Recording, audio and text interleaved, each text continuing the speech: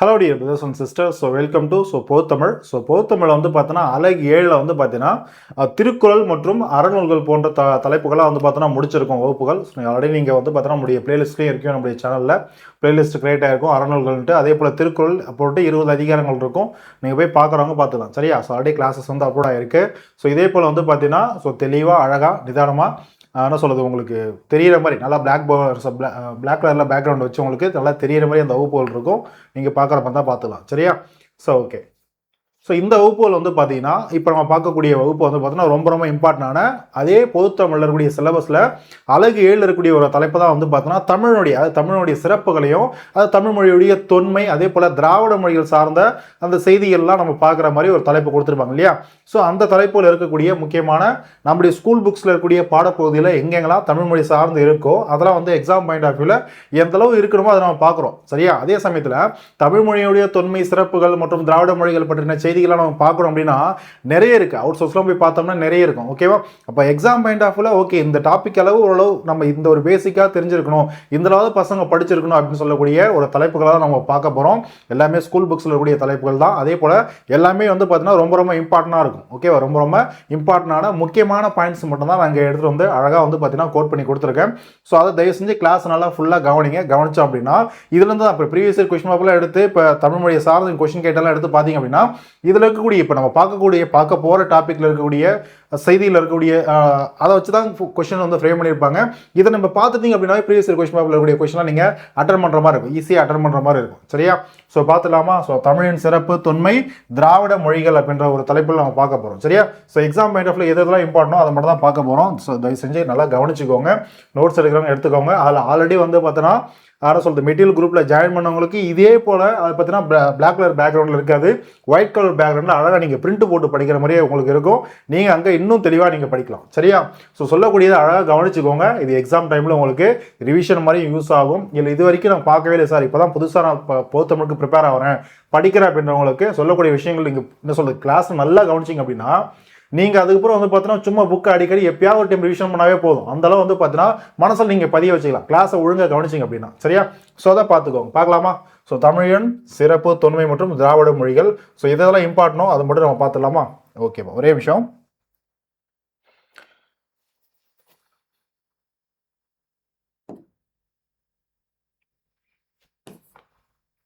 Okay. இந்த colour தெரியுதா? விசிபிளாக இருக்கா? ஓகேம்மா. பார்த்துருவோமா? ஓகே. பாருங்க, திராவிட மொழிகள் சரி எல்லாமே பாயிண்ட் மாதிரி தான் இருக்கும். சரியா? எல்லாமே வந்து பார்த்தோன்னா கீ பாயிண்ட்ஸாக தான் இருக்கும். எல்லாமே எதெல்லாம் இம்பார்ட்டோ அது மட்டும் தான் நம்ம பார்க்க போகிறோம். சரியா? பாருங்க, திராவிட மொழிகளுக்குள் மூத்த மொழியாய் விளங்குவது எது? தமிழ். திராவிட மொழிகள் நம்ம பார்க்கும்போது நிறைய மொழிகள் இருக்கு இல்லையா? அதை நம்ம லிஸ்ட்டு பார்ப்போம். வட திராவிட மொழிகள், அது நடுத்தர திராவிட மொழிகள், தென் திராவிட மொழிகள்னு சொல்லிட்டு நிறைய திராவிட மொழிகள் நம்ம பார்ப்போம். இதில் முக்கியமாக நம்மளுக்கு பேசிக்காக ரொம்ப என்ன சொல்ல டீப்பாக தெரியாமல் பேசிக்காக கேட்ட நம்ம என்ன சொல்லுவோம், கன்னடம், தெலுங்கு, மலையாளம் இதெல்லாம் வந்து பார்த்தீங்கன்னா திராவிட மொழிகளும் முக்கியமான மொழிகள். அப்போ இதனுடைய தாய்மொழி இதற்கே வந்து தாய் தான் நம்மளுடைய தாய்மொழி அப்படின்றது தமிழ்ன்றதை பார்த்துருப்போம். சரியா? அப்போது தாய் தான் வந்து பார்த்தீங்கன்னா மூத்தவர் இல்லையா? அப்போ அவங்க தான் வந்து பார்த்தீங்கன்னா மூத்த ஒரு மொழியாகவும் இருப்பாங்க. அப்போ திராவிட மொழிகளுக்குள் மூத்த மொழியாய் விளங்குவது தமிழ். சரியா? அடுத்து பாருங்க, தமக்கு தோன்றிய கருத்துக்களை பிறருக்கு உணர்த்த மனிதர் கண்டுபிடித்த ஒரு கருவி தான் என்னது? மொழி. ஓகேவா? இப்போ நான் இருக்கேன், நான் உங்கள்கிட்ட இப்போ நம்ம பாடப்பகுதியில் என்னென்னலாம் பார்க்கணுமோ சிலபஸ் என்னெல்லாம் இருக்குன்ற விஷயத்த அந்த ஒரு கருத்துக்களை நான் உங்கள்கிட்ட பகிர்றேன் அப்படின்னா நம்ம எது மூலமாக பேசிகிட்டு இருக்கோம்? நம்ம தாய்மொழி தமிழை பற்றி பேசிகிட்டு இருக்கோம். சரியா? அது வழியாக தானே பேசிகிட்டு இருக்கோம். அதனால தான் நம்மளால பேச முடியுது. அப்போது ஒரு கம்யூனிகேஷன் நடக்கணும் அப்படின்னா அதில் ஒரு மொழின்றது தேவைப்படுது. ஓகே. அடுத்து பாருங்க, மனிதனுடைய ஆரம்ப காலத்தில் முதல்ல மனிதன் தன்னுடைய எண்ணங்களை மெய்ப்பாடுகள், நல்லா பாருங்க, மெய்ப்பாடுகள் அந்த உடல் அசைவுகள். ஓகேவா? மெய்ப்பாடுகள், சைகைகள், ஆக்ஷன்ஸ் காட்டுறது மூலயமா. அடுத்து பாருங்க, ஒலிகள். ஓகேவா? ஆரம்ப கால மனிதன் வந்து பார்த்தோன்னா மொழியே தோன்றாத ஒரு காலத்தில் ஆதிகால மனிதன் எப்படி இது பண்ணியிருப்பான்? ஒன்று ஆக்ஷன்ஸ் மூலயமா, இல்லை உடம்புடைய சைகைகள் மூலயமா, அது சைகைகள் மூலயமா, இல்லை வந்து பார்த்தோன்னா ஒலி எழுப்பியிருப்பான். ஓகேவா? இப்போ வந்து ஒரு பாறையோ மலையோ தண்ணீரோ நெருப்போ இதே பார்க்கும்போது அவனுக்கு இது நெருப்பு, இது தண்ணீர், இது வந்து பார்த்தோன்னா மலை, இதுக்கு என்ன சொல்றது காற்று வீசுகிறது, இப்பெல்லாம் அவனுக்கு சொல்ல தெரியாது. அப்போ ஏதோ ஒரு என்ன சொல்ல ஒலிகள் மூலயமா அவனுக்கு தெரிஞ்ச பாஷையில் ஏதோ ஒன்று ஒலிகள் மூலயமா தான் பக்கத்தில் இருக்கக்கூடிய அவனுக்கு சொல்ல நெருங்கி இருக்கக்கூடிய இன்னொரு சக மனிதன்கிட்ட அவன் ஒரு கம்யூனிகேஷன் தொடர்பு ஏற்படுத்தியிருப்பான் இல்லையா? அப்போது தம் எண்ணங்களை வந்து பார்த்தோன்னா மெய்ப்பாடுகள் மூலயமாவும் சைகைகள் மூலயமாவும் ஒலிகள் மூலயமாவும் அதே போல் ஓவியங்கள் மூலயமாவும் சின்னதாக வந்து பார்த்தோன்னா ஓவியங்களை வரைஞ்சி தன் என்ன கருத்தை சொல்ல வரானோ அதை பக்கத்தில் இருக்கவங்கள்ட்ட காட்டியிருப்பான். ஓகேவா, பக்கத்தில் இருக்க ஓ நீ இதுதான் சொல்ல வரியான்றது புரிஞ்சிருப்பான் இல்லையா. ஸோ நிறைய வந்து அனிமேஷன் என்ன சொல்றது வீடியோஸ்லாம் இருக்கும், அதெல்லாம் யூடியூப்ல பார்த்துருப்போம். ஸோ அதே போல தான். ஓகேவா, ஸோ முதலியவற்றின் மூலமாக பிறருக்கு தெரிவிக்க முயன்றனர். இதன் மூலம் பருப்பொருட்களை மட்டுமே ஓரளவு உணர்த்த முடிந்தது, நுண்பொருள்களை உணர்த்த இயலவில்லை. அதாவது ஒரு விஷயத்த அவன் என்னென்ன அவனுக்கு உள்ளத்துல எண்ணங்கள் தோன்றுதோ அது எல்லாத்தையுமே எக்ஸாக்டா அவனால சொல்றதுக்கு இந்த சைகைகள் ஒலிகள் மட்டுமே போதுமானதா இல்லை. ஓகேவா, ஒரு பெரிய மலை இல்லை ஒரு நீர் ஒரு பெரிய பெரிய பொருட்களை சுட்டி காட்டுறதுக்கு அது போதுமானதா இருக்கு. ஆனா அவன் நினைக்கக்கூடிய சின்ன சின்ன விஷயங்களும் அவனுக்கு கன்வே பண்ணணும் அப்படின்னா இந்த என்ன சொல்றது இந்த ஒலிகள் சைகள் இது மட்டும் போதாது. ஓகேவா, அப்போ சின்ன சின்ன நுண்பொருள்களையும் சொல்லக்கூடிய சின்ன சின்ன விஷயங்களும் அவனுக்கு புரிய வைக்கிறதுக்காக அடுத்த கட்ட ஒரு கண்டுபிடிப்பு, அடுத்த கட்ட ஒரு பரிணாம வளர்ச்சி தான் வந்து பார்த்தீங்கன்னா மொழி, வரி வடிவ எழுத்துக்கள்.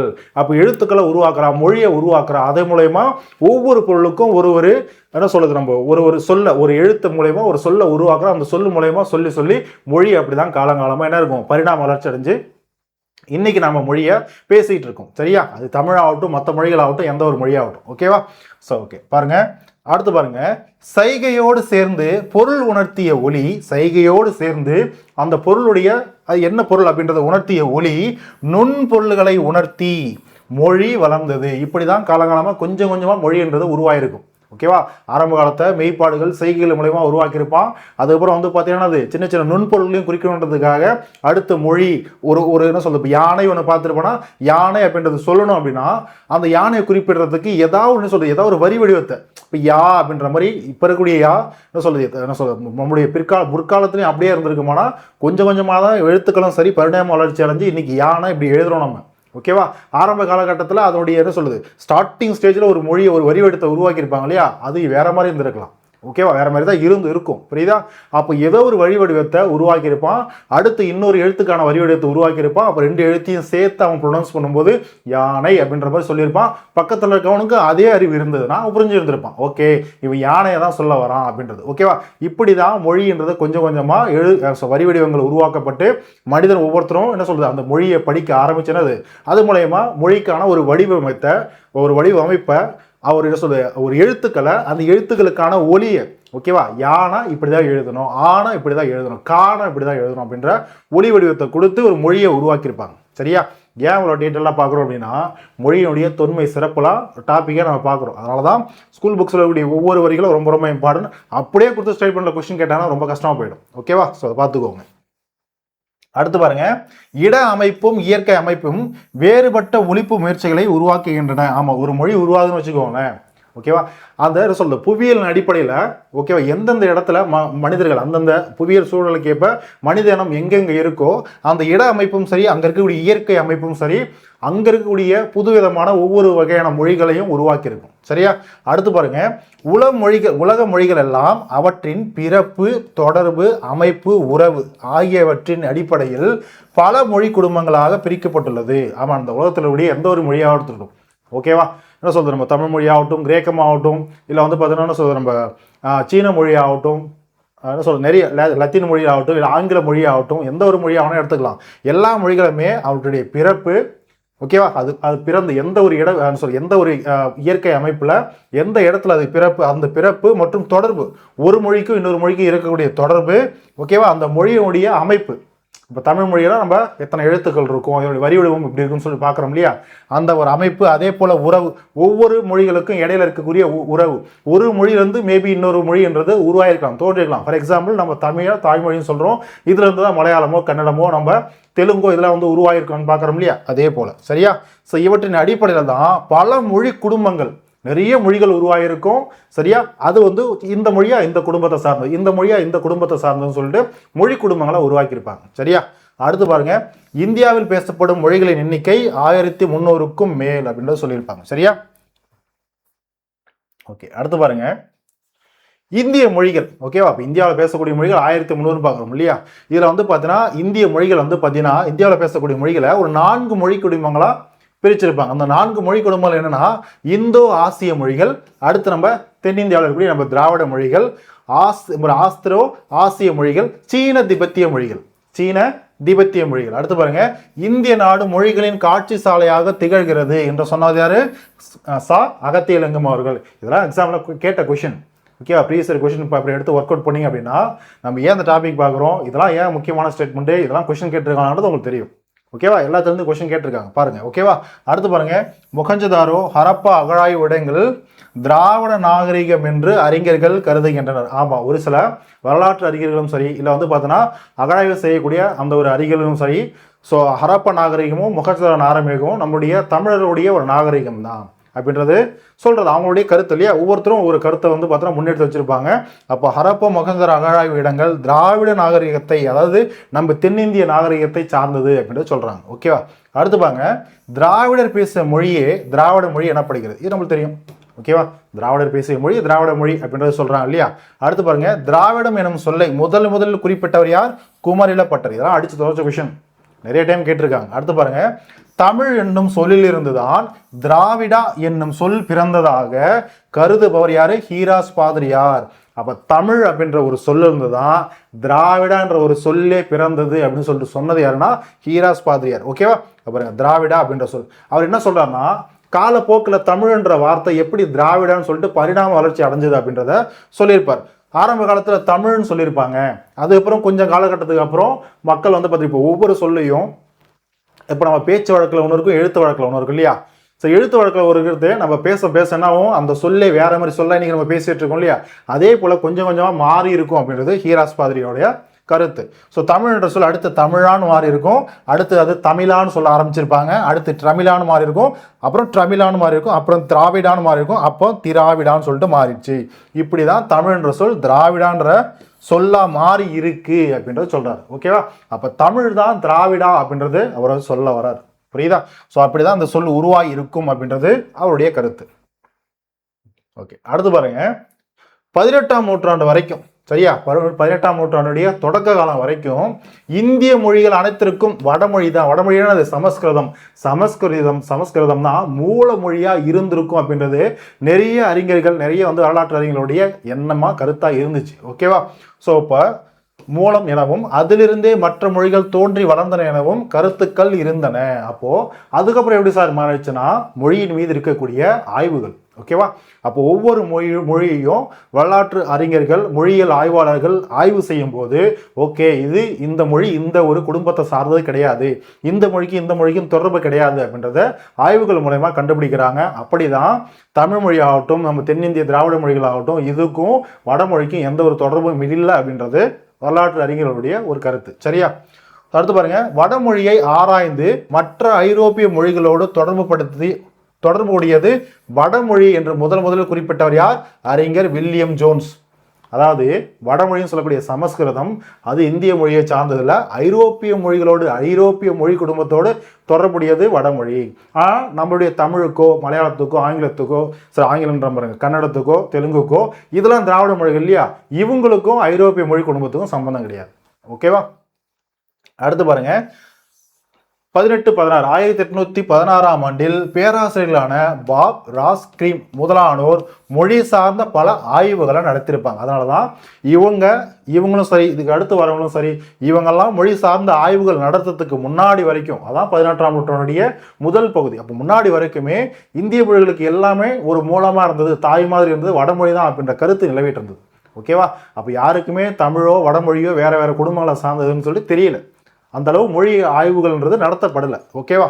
அடுத்து பாருங்க, தமிழ், கன்னடம், தெலுங்கு, மலையாளம் போன்ற மொழிகளை ஒப்புமைப்படுத்தி ஆராய்ந்து இவை தனியொரு மொழி குடும்பத்தை சேர்ந்தவை அப்படின்ற ஒரு கருத்தை முதல்ல முன் வச்சது யாருன்னா பிரான்சிஸ் எல்லிஸ் அவர்கள்.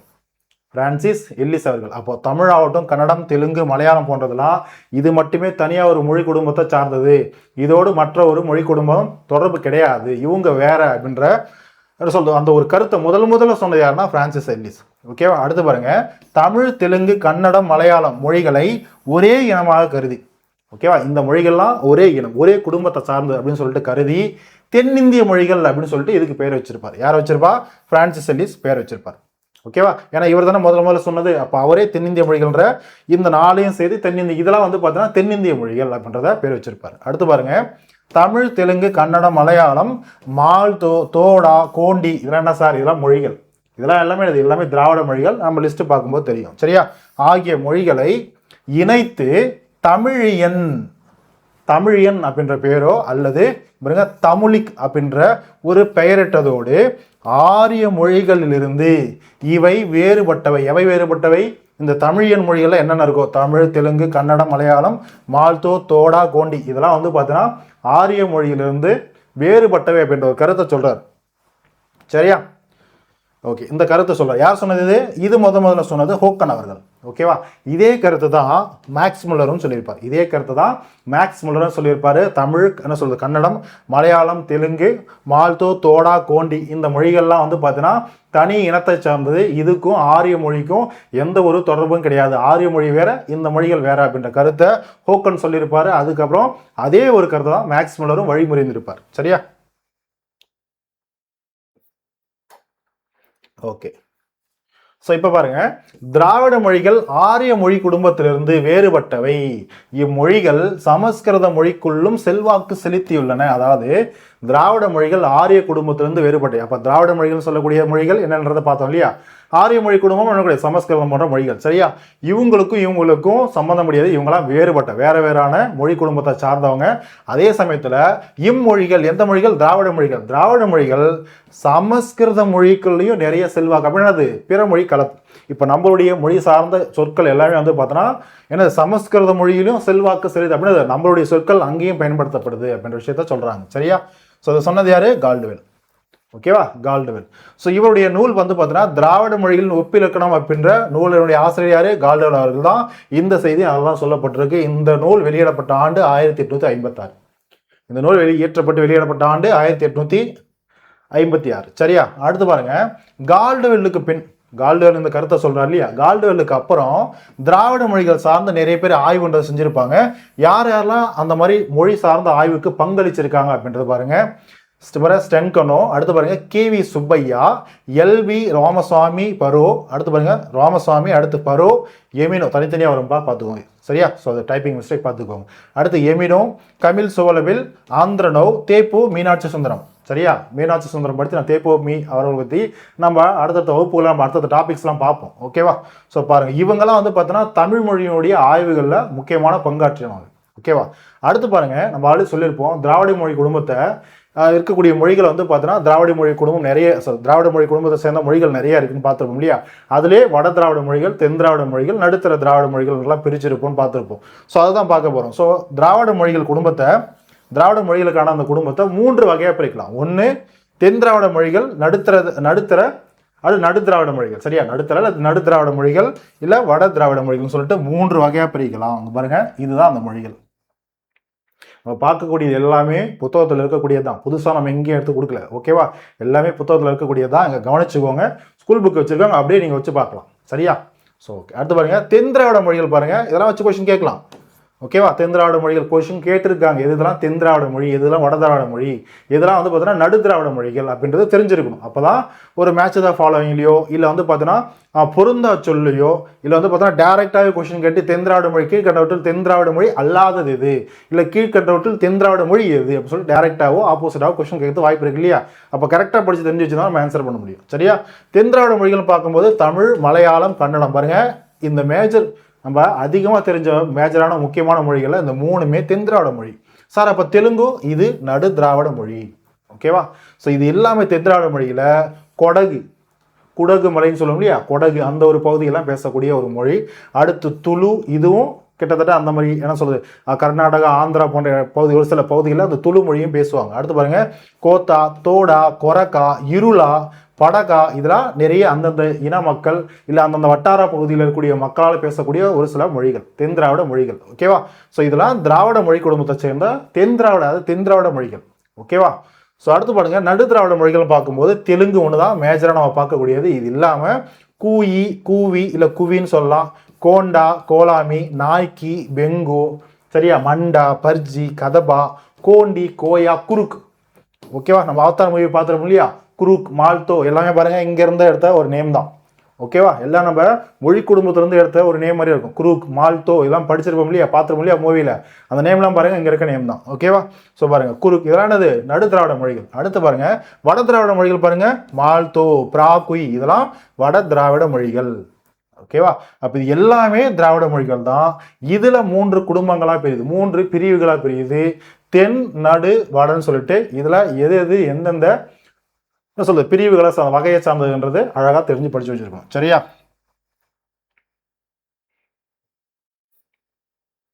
ஓகே, அடுத்து பாருங்க, இது ரொம்ப இம்பார்ட்டன்ட். இப்போ நம்ம பார்த்தோம் இல்லையா மொழிகள், இந்த மொழிகள்லாம் வந்து பார்த்தீங்கன்னா இதான் மேப், இது ஸ்கூல் புக்ஸ்லேயே கொடுத்துருப்பாங்க பாருங்க. எந்தெந்த மொழி வந்து பார்த்தீங்கன்னா எந்தெந்த பகுதியில் அதிகமாக வந்து பார்த்தீங்கன்னா பேசப்படுது, எந்தெந்த பகுதியெல்லாம் பேசப்பட்டிருக்கு, எந்தெந்த பகுதியில் வாழக்கூடிய மக்கள்லாம் அந்த மொழியை பேசுகிறாங்கன்றதை மேப்லேயே கொடுத்துருப்பாங்க. சரியா? ஸோ இப்போ பாருங்க, இப்போ இந்த இடமா தமிழ், இப்போ இந்த இடமா பாருங்க, இதெல்லாம் பாருங்க மேஜராக வந்து பார்த்தீங்கன்னா தெலுங்குன்றது பேசப்படும். இது பாருங்க கன்னட மொழி, அதே போல் பாருங்க துளு மொழி பாருங்க, இந்த மேற்கு கடற்கரை ஓரமா கர்நாடக பகுதியில் மேற்கு கடற்கரை ஓரமா துளு வந்து பார்த்தீங்கன்னா அதிகமாக அந்த மலைத்தொடர் பகுதியில் பேசுகிறாங்க. அதே போல் கொடகு பாருங்களேன், குடகு அதுவும் இங்கே பேசுகிறாங்க. அடுத்து இது வந்து பார்த்தோன்னா நம்மளுக்கு தெரியும் கேரளாவில் மலையாளம் பேசுவாங்க. அதே சமயத்தில் பாருங்க இதுவும் அந்த என்ன சொல்ல கர்நாடகாவும் கேரளாவும் சேரக்கூடிய அந்த என்ன சொல்ற அந்த ஒரு கடலோர பகுதி மற்றும் சேரக்கூடிய எல்லை பகுதியில் இங்கே பாருங்க கொரகா, தோடா, கோத்தா, படகா, இருளா கம்யூனிட்டிஸ்லாம் இருக்காங்க இல்லையா, பொதுவாக அந்த மக்கள்லாம் அந்த பகுதியில் கூடிய மக்கள்லாம் பேசக்கூடிய ஒரு மொழியாக இருக்குது. சரியா? ஸோ இதெல்லாம் பாருங்க கதப்பாக பாருங்க எல்லாமே சின்ன சின்ன பகுதியில் சின்ன சின்ன இடத்துல தான் பேசக்கூடியதாக இருக்கும். பாருங்க கோண்டின்றது பாருங்களேன், கோண்டின்றதும் ஒரு கிட்டத்தட்ட ஒரு பெரிய ஒரு அது ஒரு முக்கியமான என்ன சொல்ற திராவிட லாங்குவேஜ் தான். பாருங்க நிறைய இடத்துல பாருங்க கோண்டின்றது பேசப்படுது. ஓகேவா? மற்றபடி பாருங்களேன் வட இந்தியாவில் இருக்கு, அதனால வட திராவிட மொழின்னு சொல்லிட்டு குறுக்குன்றது வந்து பார்த்தீங்கன்னா தென் திராவிட மொழின்னு பார்த்துருப்போம். இதே மால்தோவும் பிராகுயும் வந்து பார்த்தீங்கன்னா வட திராவிட மொழிகள்னு பார்த்துருப்போம். சரியா? அங்கே பாருங்களேன் மால்தோ, ஓகேவா? மால்தோ அங்கே இருக்கு பாத்துங்க மால்தோ. ஓகே, பிராகுய் இங்கே பாருங்க பிராகுய் வடக்கு பகுதியில் இருக்கு இல்லையா, எல்லாமே வடப்பகுதி, கொஞ்சம் இந்தியாவுடைய வடக்கு பகுதியில் இருக்கு. ஸோ இதுவும் கிட்டத்தட்ட வடக்கு பகுதி தான். ஸோ பார்த்துக்கோங்க. ஸோ இதெல்லாம் இது ஓகேவா? ஸோ அடுத்து பாருங்க எல்லாமே சின்ன சின்ன மொழிகள், சின்ன சின்ன மொழி எல்லாமே என்ன சொல்றது நம்மளுடைய திராவிட மொழி குடும்பத்தை சேர்ந்ததா. சின்ன பகுதியில் பேசினாலும் அது எந்த மொழி குடும்பத்தை சார்ந்தது, எந்த மொழி குடும்பத்தோடு இந்த மொழியுடைய சொற்கள் எழுத்துக்கள் இதெல்லாம் வந்து பார்த்தோம்னா தொடர்பு படுத்த முடியுது அப்படின்றத வச்சு ஆய்வு செஞ்சு இதை டிக்ளேர் பண்ணியிருப்பாங்க. சரியா? ஓகேம்மா. ஸோ இதெல்லாம் வந்து பார்த்தோன்னா நம்ம அடுத்து பார்க்கலாம், கான்செப்ட் பார்த்துட்டு பார்க்கலாம். சரியா? ஓகே, அடுத்து பாருங்க மேலுள்ள மொழிகள் தவிர, அதாவது நம்ம மேலே பார்த்தோம் இல்லையா, இப்போ லிஸ்ட் பண்ணி பார்த்தோம் இல்லையா, அந்த மொழிகள் தவிர அண்மையில் கண்டறியப்பட்ட, அதாவது ரீசெண்டாக, அதுக்கு வந்து பார்த்தோன்னா இப்போ போன வருஷமா அதுக்கு முடிவு வருஷமா கிடையாது, கொஞ்சம் ரீசெண்ட் டைம்ஸில் ஓகேவா, ரீசெண்ட் டைம்ஸில் கண்டுபிடிக்கப்பட்ட எருகலா, தங்கா, குறும்பா, சோழிக்கா இந்த இது எல்லாமே என்னது இதுவும் மொழிகள் தான், இதுவும் லாங்குவேஜ். இந்த லாங்குவேஜ் வந்து பார்த்தோன்னா இந்த 4 மொழிகளையும் திராவிட மொழிகள் என கூறுவர். இதுவும் திராவிடியன் லாங்குவேஜ் தான். ஓகேவா? இதுவும் திராவிட மொழி குடும்பத்தை சார்ந்த மொழிகள் தான். பார்த்துக்கணும், இதை பேஸ் பண்ணி கொஸ்டின்ஸ் கேட்டிருக்காங்க பாருங்க, எல்லாமே இம்பார்ட்டன்ட். அடுத்து பாருங்க, திராவிட மொழிகளின் சொற்களை ஆராய்ந்தால் அவை பொதுவான அடிசொல், அதாவது வேர்ச்சொல் கொண்டிருப்பதை காண முடிகிறது. அதாவது திராவிட மொழிகள்லாம் இருக்கு இல்லையா, இப்போ தமிழ் ஆகட்டும், மலையாளம் ஆகட்டும், தெலுங்கு, கன்னடம், துளுன்னு சொல்லிட்டு எந்த ஒரு மொழியாகட்டும், அதாவது திராவிட குடும்பத்தை சேர்ந்த எந்த ஒரு மொழியாகட்டும் நிறைய அடிசொற்கள் வேர்ச்சொற்கள் நம்ம படிக்கிறோம் இல்லையா, அந்த வேர்ச்சொல்லாம் வந்து பார்த்தீங்கன்னா அதுல இருந்து தான் இப்போ தமிழில் அந்த ஒரு வேர் சொல் வந்து நிறைய சொற்கள் வந்து தமிழில் நம்ம உருவாக்குறோம் இல்லையா, அதே போல அந்த வேர் சொல் வந்து தான் மற்ற மொழிகளிலும் அந்த வேர் சொல்லை அடிப்படையாக வச்சு நிறைய சொற்கள் வந்து அந்தந்த மொழியிலையும் உருவாக்கியிருக்கு. ஓகேவா? ஸோ அதான் நான் சொல்றேன், திராவிட மொழிகளின் சொற்களை ஆராய்ந்து பார்த்தால் அவை பொதுவான வேர்ச்சொற்கள், மொழி தான் வேற வேற, ஆனால் வேர்ச்சொல் ஒரே இடத்துல இருந்து உருவாகிருக்கு. அப்போ இதுல இருந்து என்னது, இது 4மே இந்த சொற்கள் எல்லாமே ஒரே மொழி குடும்பத்தை சார்ந்தது அப்படின்றத ஒரு கன்க்ளூஷன் வராங்க. ஓகேவா? ஸோ அடிசொல் பாருங்களேன், ஃபார் எக்ஸாம்பிள் கொடுத்துருப்பாங்க அடிசொல். இப்போ கண் இருக்கு இல்லையா, அந்த கண்ணுக்கு பாருங்களேன், ஃபார் எக்ஸாம்பிள் இதை மட்டும் ஒரு எக்ஸாம்பிளே சொல்லிப்பேன். இப்போ கண் நம்ம தமிழில் கண்ணுன்னு சொல்கிறோமா, மலையாளத்தில் கண்ணுன்னு சொல்லுவாங்க, மலையாளத்துலையும் கன்னடத்துலையும், இப்போ தெலுங்குலையும் கண்ணு தான். அடுத்து குறுக்கில் கென், ஓகேவா, ஃபர்ஜியில் கென், அதே போல் தோடால கொன்னுன்னு சொல்கிறாங்க பாருங்க. எல்லாமே பாருங்க ஒரே மாதிரியான அந்த சொல், கொன் கென் இதெல்லாம் லைட்டாக மாறினாலும் அந்த கென் கின் அப்படின்ற மாதிரி அந்த ஒரே ப்ரொனன்சியேஷன் பாருங்க, அந்த உச்சரிப்புன்றது கிட்டத்தட்ட ஒரே மாதிரி அடிய சொல் மாதிரி வேர் சொல் மாதிரி வருது இல்லையா. ஸோ இதை தான் அங்கே சொல்லியிருப்பாங்க. சரியா? ஓகேம்மா. ஓகே, அடுத்து பாருங்க. ஸோ இதை தான் இப்போ பார்த்தோம். இப்போ இதை பார்த்துட்டோம் இல்லையா, அடுத்து பாருங்க இந்த கான்செப்ட் பாருங்களேன், இதுதான் அது அடிசொல் மாதிரி. அடிசொல் பிளஸ் ஒரு ஒரு நம்ம இப்போ தமிழில் ஒரு மாதிரி பேசுகிறோம் அப்படின்னா அதே சொற்கள் எப்படி மற்ற மொழியிலையும் சின்ன சின்ன டிஃப்ரென்ஸ் தான் இருக்கும், அதே மாதிரி தான் கிட்டத்தட்ட பேசுவாங்க பாருங்களேன். இப்போ மரத்துக்கு தமிழில் மரம் சொல்கிறோமா, மலையாளத்துலேயும் மரம் தான், தெலுங்குல மானு, கன்னடத்துலேயும் மரம், துளுவுலேயும் மர, கூருக்குள்ளேயும் மர. அதே போல் பாருங்கள் ஒன்றுக்கு தமிழில் ஒன்றுன்னு சொல்கிறோமா, இது லிஸ்ட்டு நம்ம இந்த ஒரு டேபிள் காலம்ன்றது ஸ்கூல் புக்லேயே இருக்கும். புக் வச்சுருக்கோம், தயவு செஞ்சு கிளாஸ் கவனிக்கணும், தயவு செஞ்சு பக்கத்தில் புக் வச்சுக்கோங்க. இல்லை நோட்ஸ் வாங்கியிருந்தீங்க அப்படின்னா நோட்ஸ் வச்சு தயவு செஞ்சு பாருங்கள். ஓகேவா? ஸோ ரொம்ப ரொம்ப இம்பார்ட்டன்ட். இப்போ ஒன்று, ஒக்கட்டி, ஒந்து, ஒஞ்சி, ஏன் இதை பார்க்கணும், இதெல்லாம் டேபிள் காலம் முக்கியமானா இதை பேஸ் பண்ணி கொஸ்டின்ஸ் கேட்டிருக்காங்க. இந்த டேபிள்லேருந்து கொஸ்டின் கேட்டிருக்காங்க. ஓகேவா? ஸோ அது எந்த எக்ஸாமோ குரூப் 4ல் குரூப் 2ல் தான் கேட்கணும் கிடையாது. வேறு எக்ஸாமில் கேட்டிருந்தாலும் அதுவும் ப்ரீவியஸ் தானே கொஸ்டின் தானே, அந்த கொஸ்டின் அப்படியே திரும்ப ரிஃப்ளெக்ட் ஆகிறதுக்கு வாய்ப்பு இருக்கு இல்லையா? அப்போ அதையும் தெரிஞ்சு படிச்சு வச்சுக்கணும். ஓகேவா? ஏன்னா அது மொழி சார்ந்த விஷயம், அதனால் படிச்சு வைக்க வேண்டியது அவசியம். ஓகேவா? இதை அப்படியே பார்த்துக்கோங்க, இதுவும் ரொம்ப இம்பார்ட்டன்ட். ஓகே, அடுத்து பாருங்க, திராவிட மொழிகளில் எண்ணு பெயர்கள், எண்ணு பெயர்கள் என்னது, நம்பர்ஸ். ஓகேவா? எண்ணு பெயர்கள் ஒன்று போலவே அமைந்துள்ளது. இப்போ தமிழில் 3ன்னு சொல்கிறோம், மலையாளத்தில் 3, தெலுங்குல 3, சரியா, கன்னடத்தில் 3, துளுவில் 3ன்னு சொல்லுவாங்க. ஓகேவா? கிட்டத்தட்ட பாருங்களேன், ஒரு சின்ன சின்ன டிஃப்ரெண்ட் தான். ஓகேவா? அடுத்து பாருங்க வடமொழியில், அடுத்து பாருங்க சின்ன ஒரு இன்ஃபர்மேஷன், இதுக்கப்புறம் நிறைய இன்ஃபர்மேஷன் வரும். வடமொழியில் உயிரற்ற பொருள்களும், அதாவது சமஸ்கிருத மொழியில உயிர் இல்லாத பொருள்களும் கண்ணுக்கே புலப்படாத நுண்பொருள்களும், சின்ன சின்ன நுண்பொருள் அப்படின்னு சிறிய பொருள்களும் ஆண் பெண் என்று பாகுபடுத்தப்படுகின்றன. ஓகே, ஒவ்வொரு பொருளுக்கும் இது ஆண்பாலை சார்ந்த ஒரு சொல்ல குறிப்பிட்டிருக்கும், இது பெண்பாலை கூப்பிடுற மாதிரி ஒரு சில சொற்கள் இருக்கும்.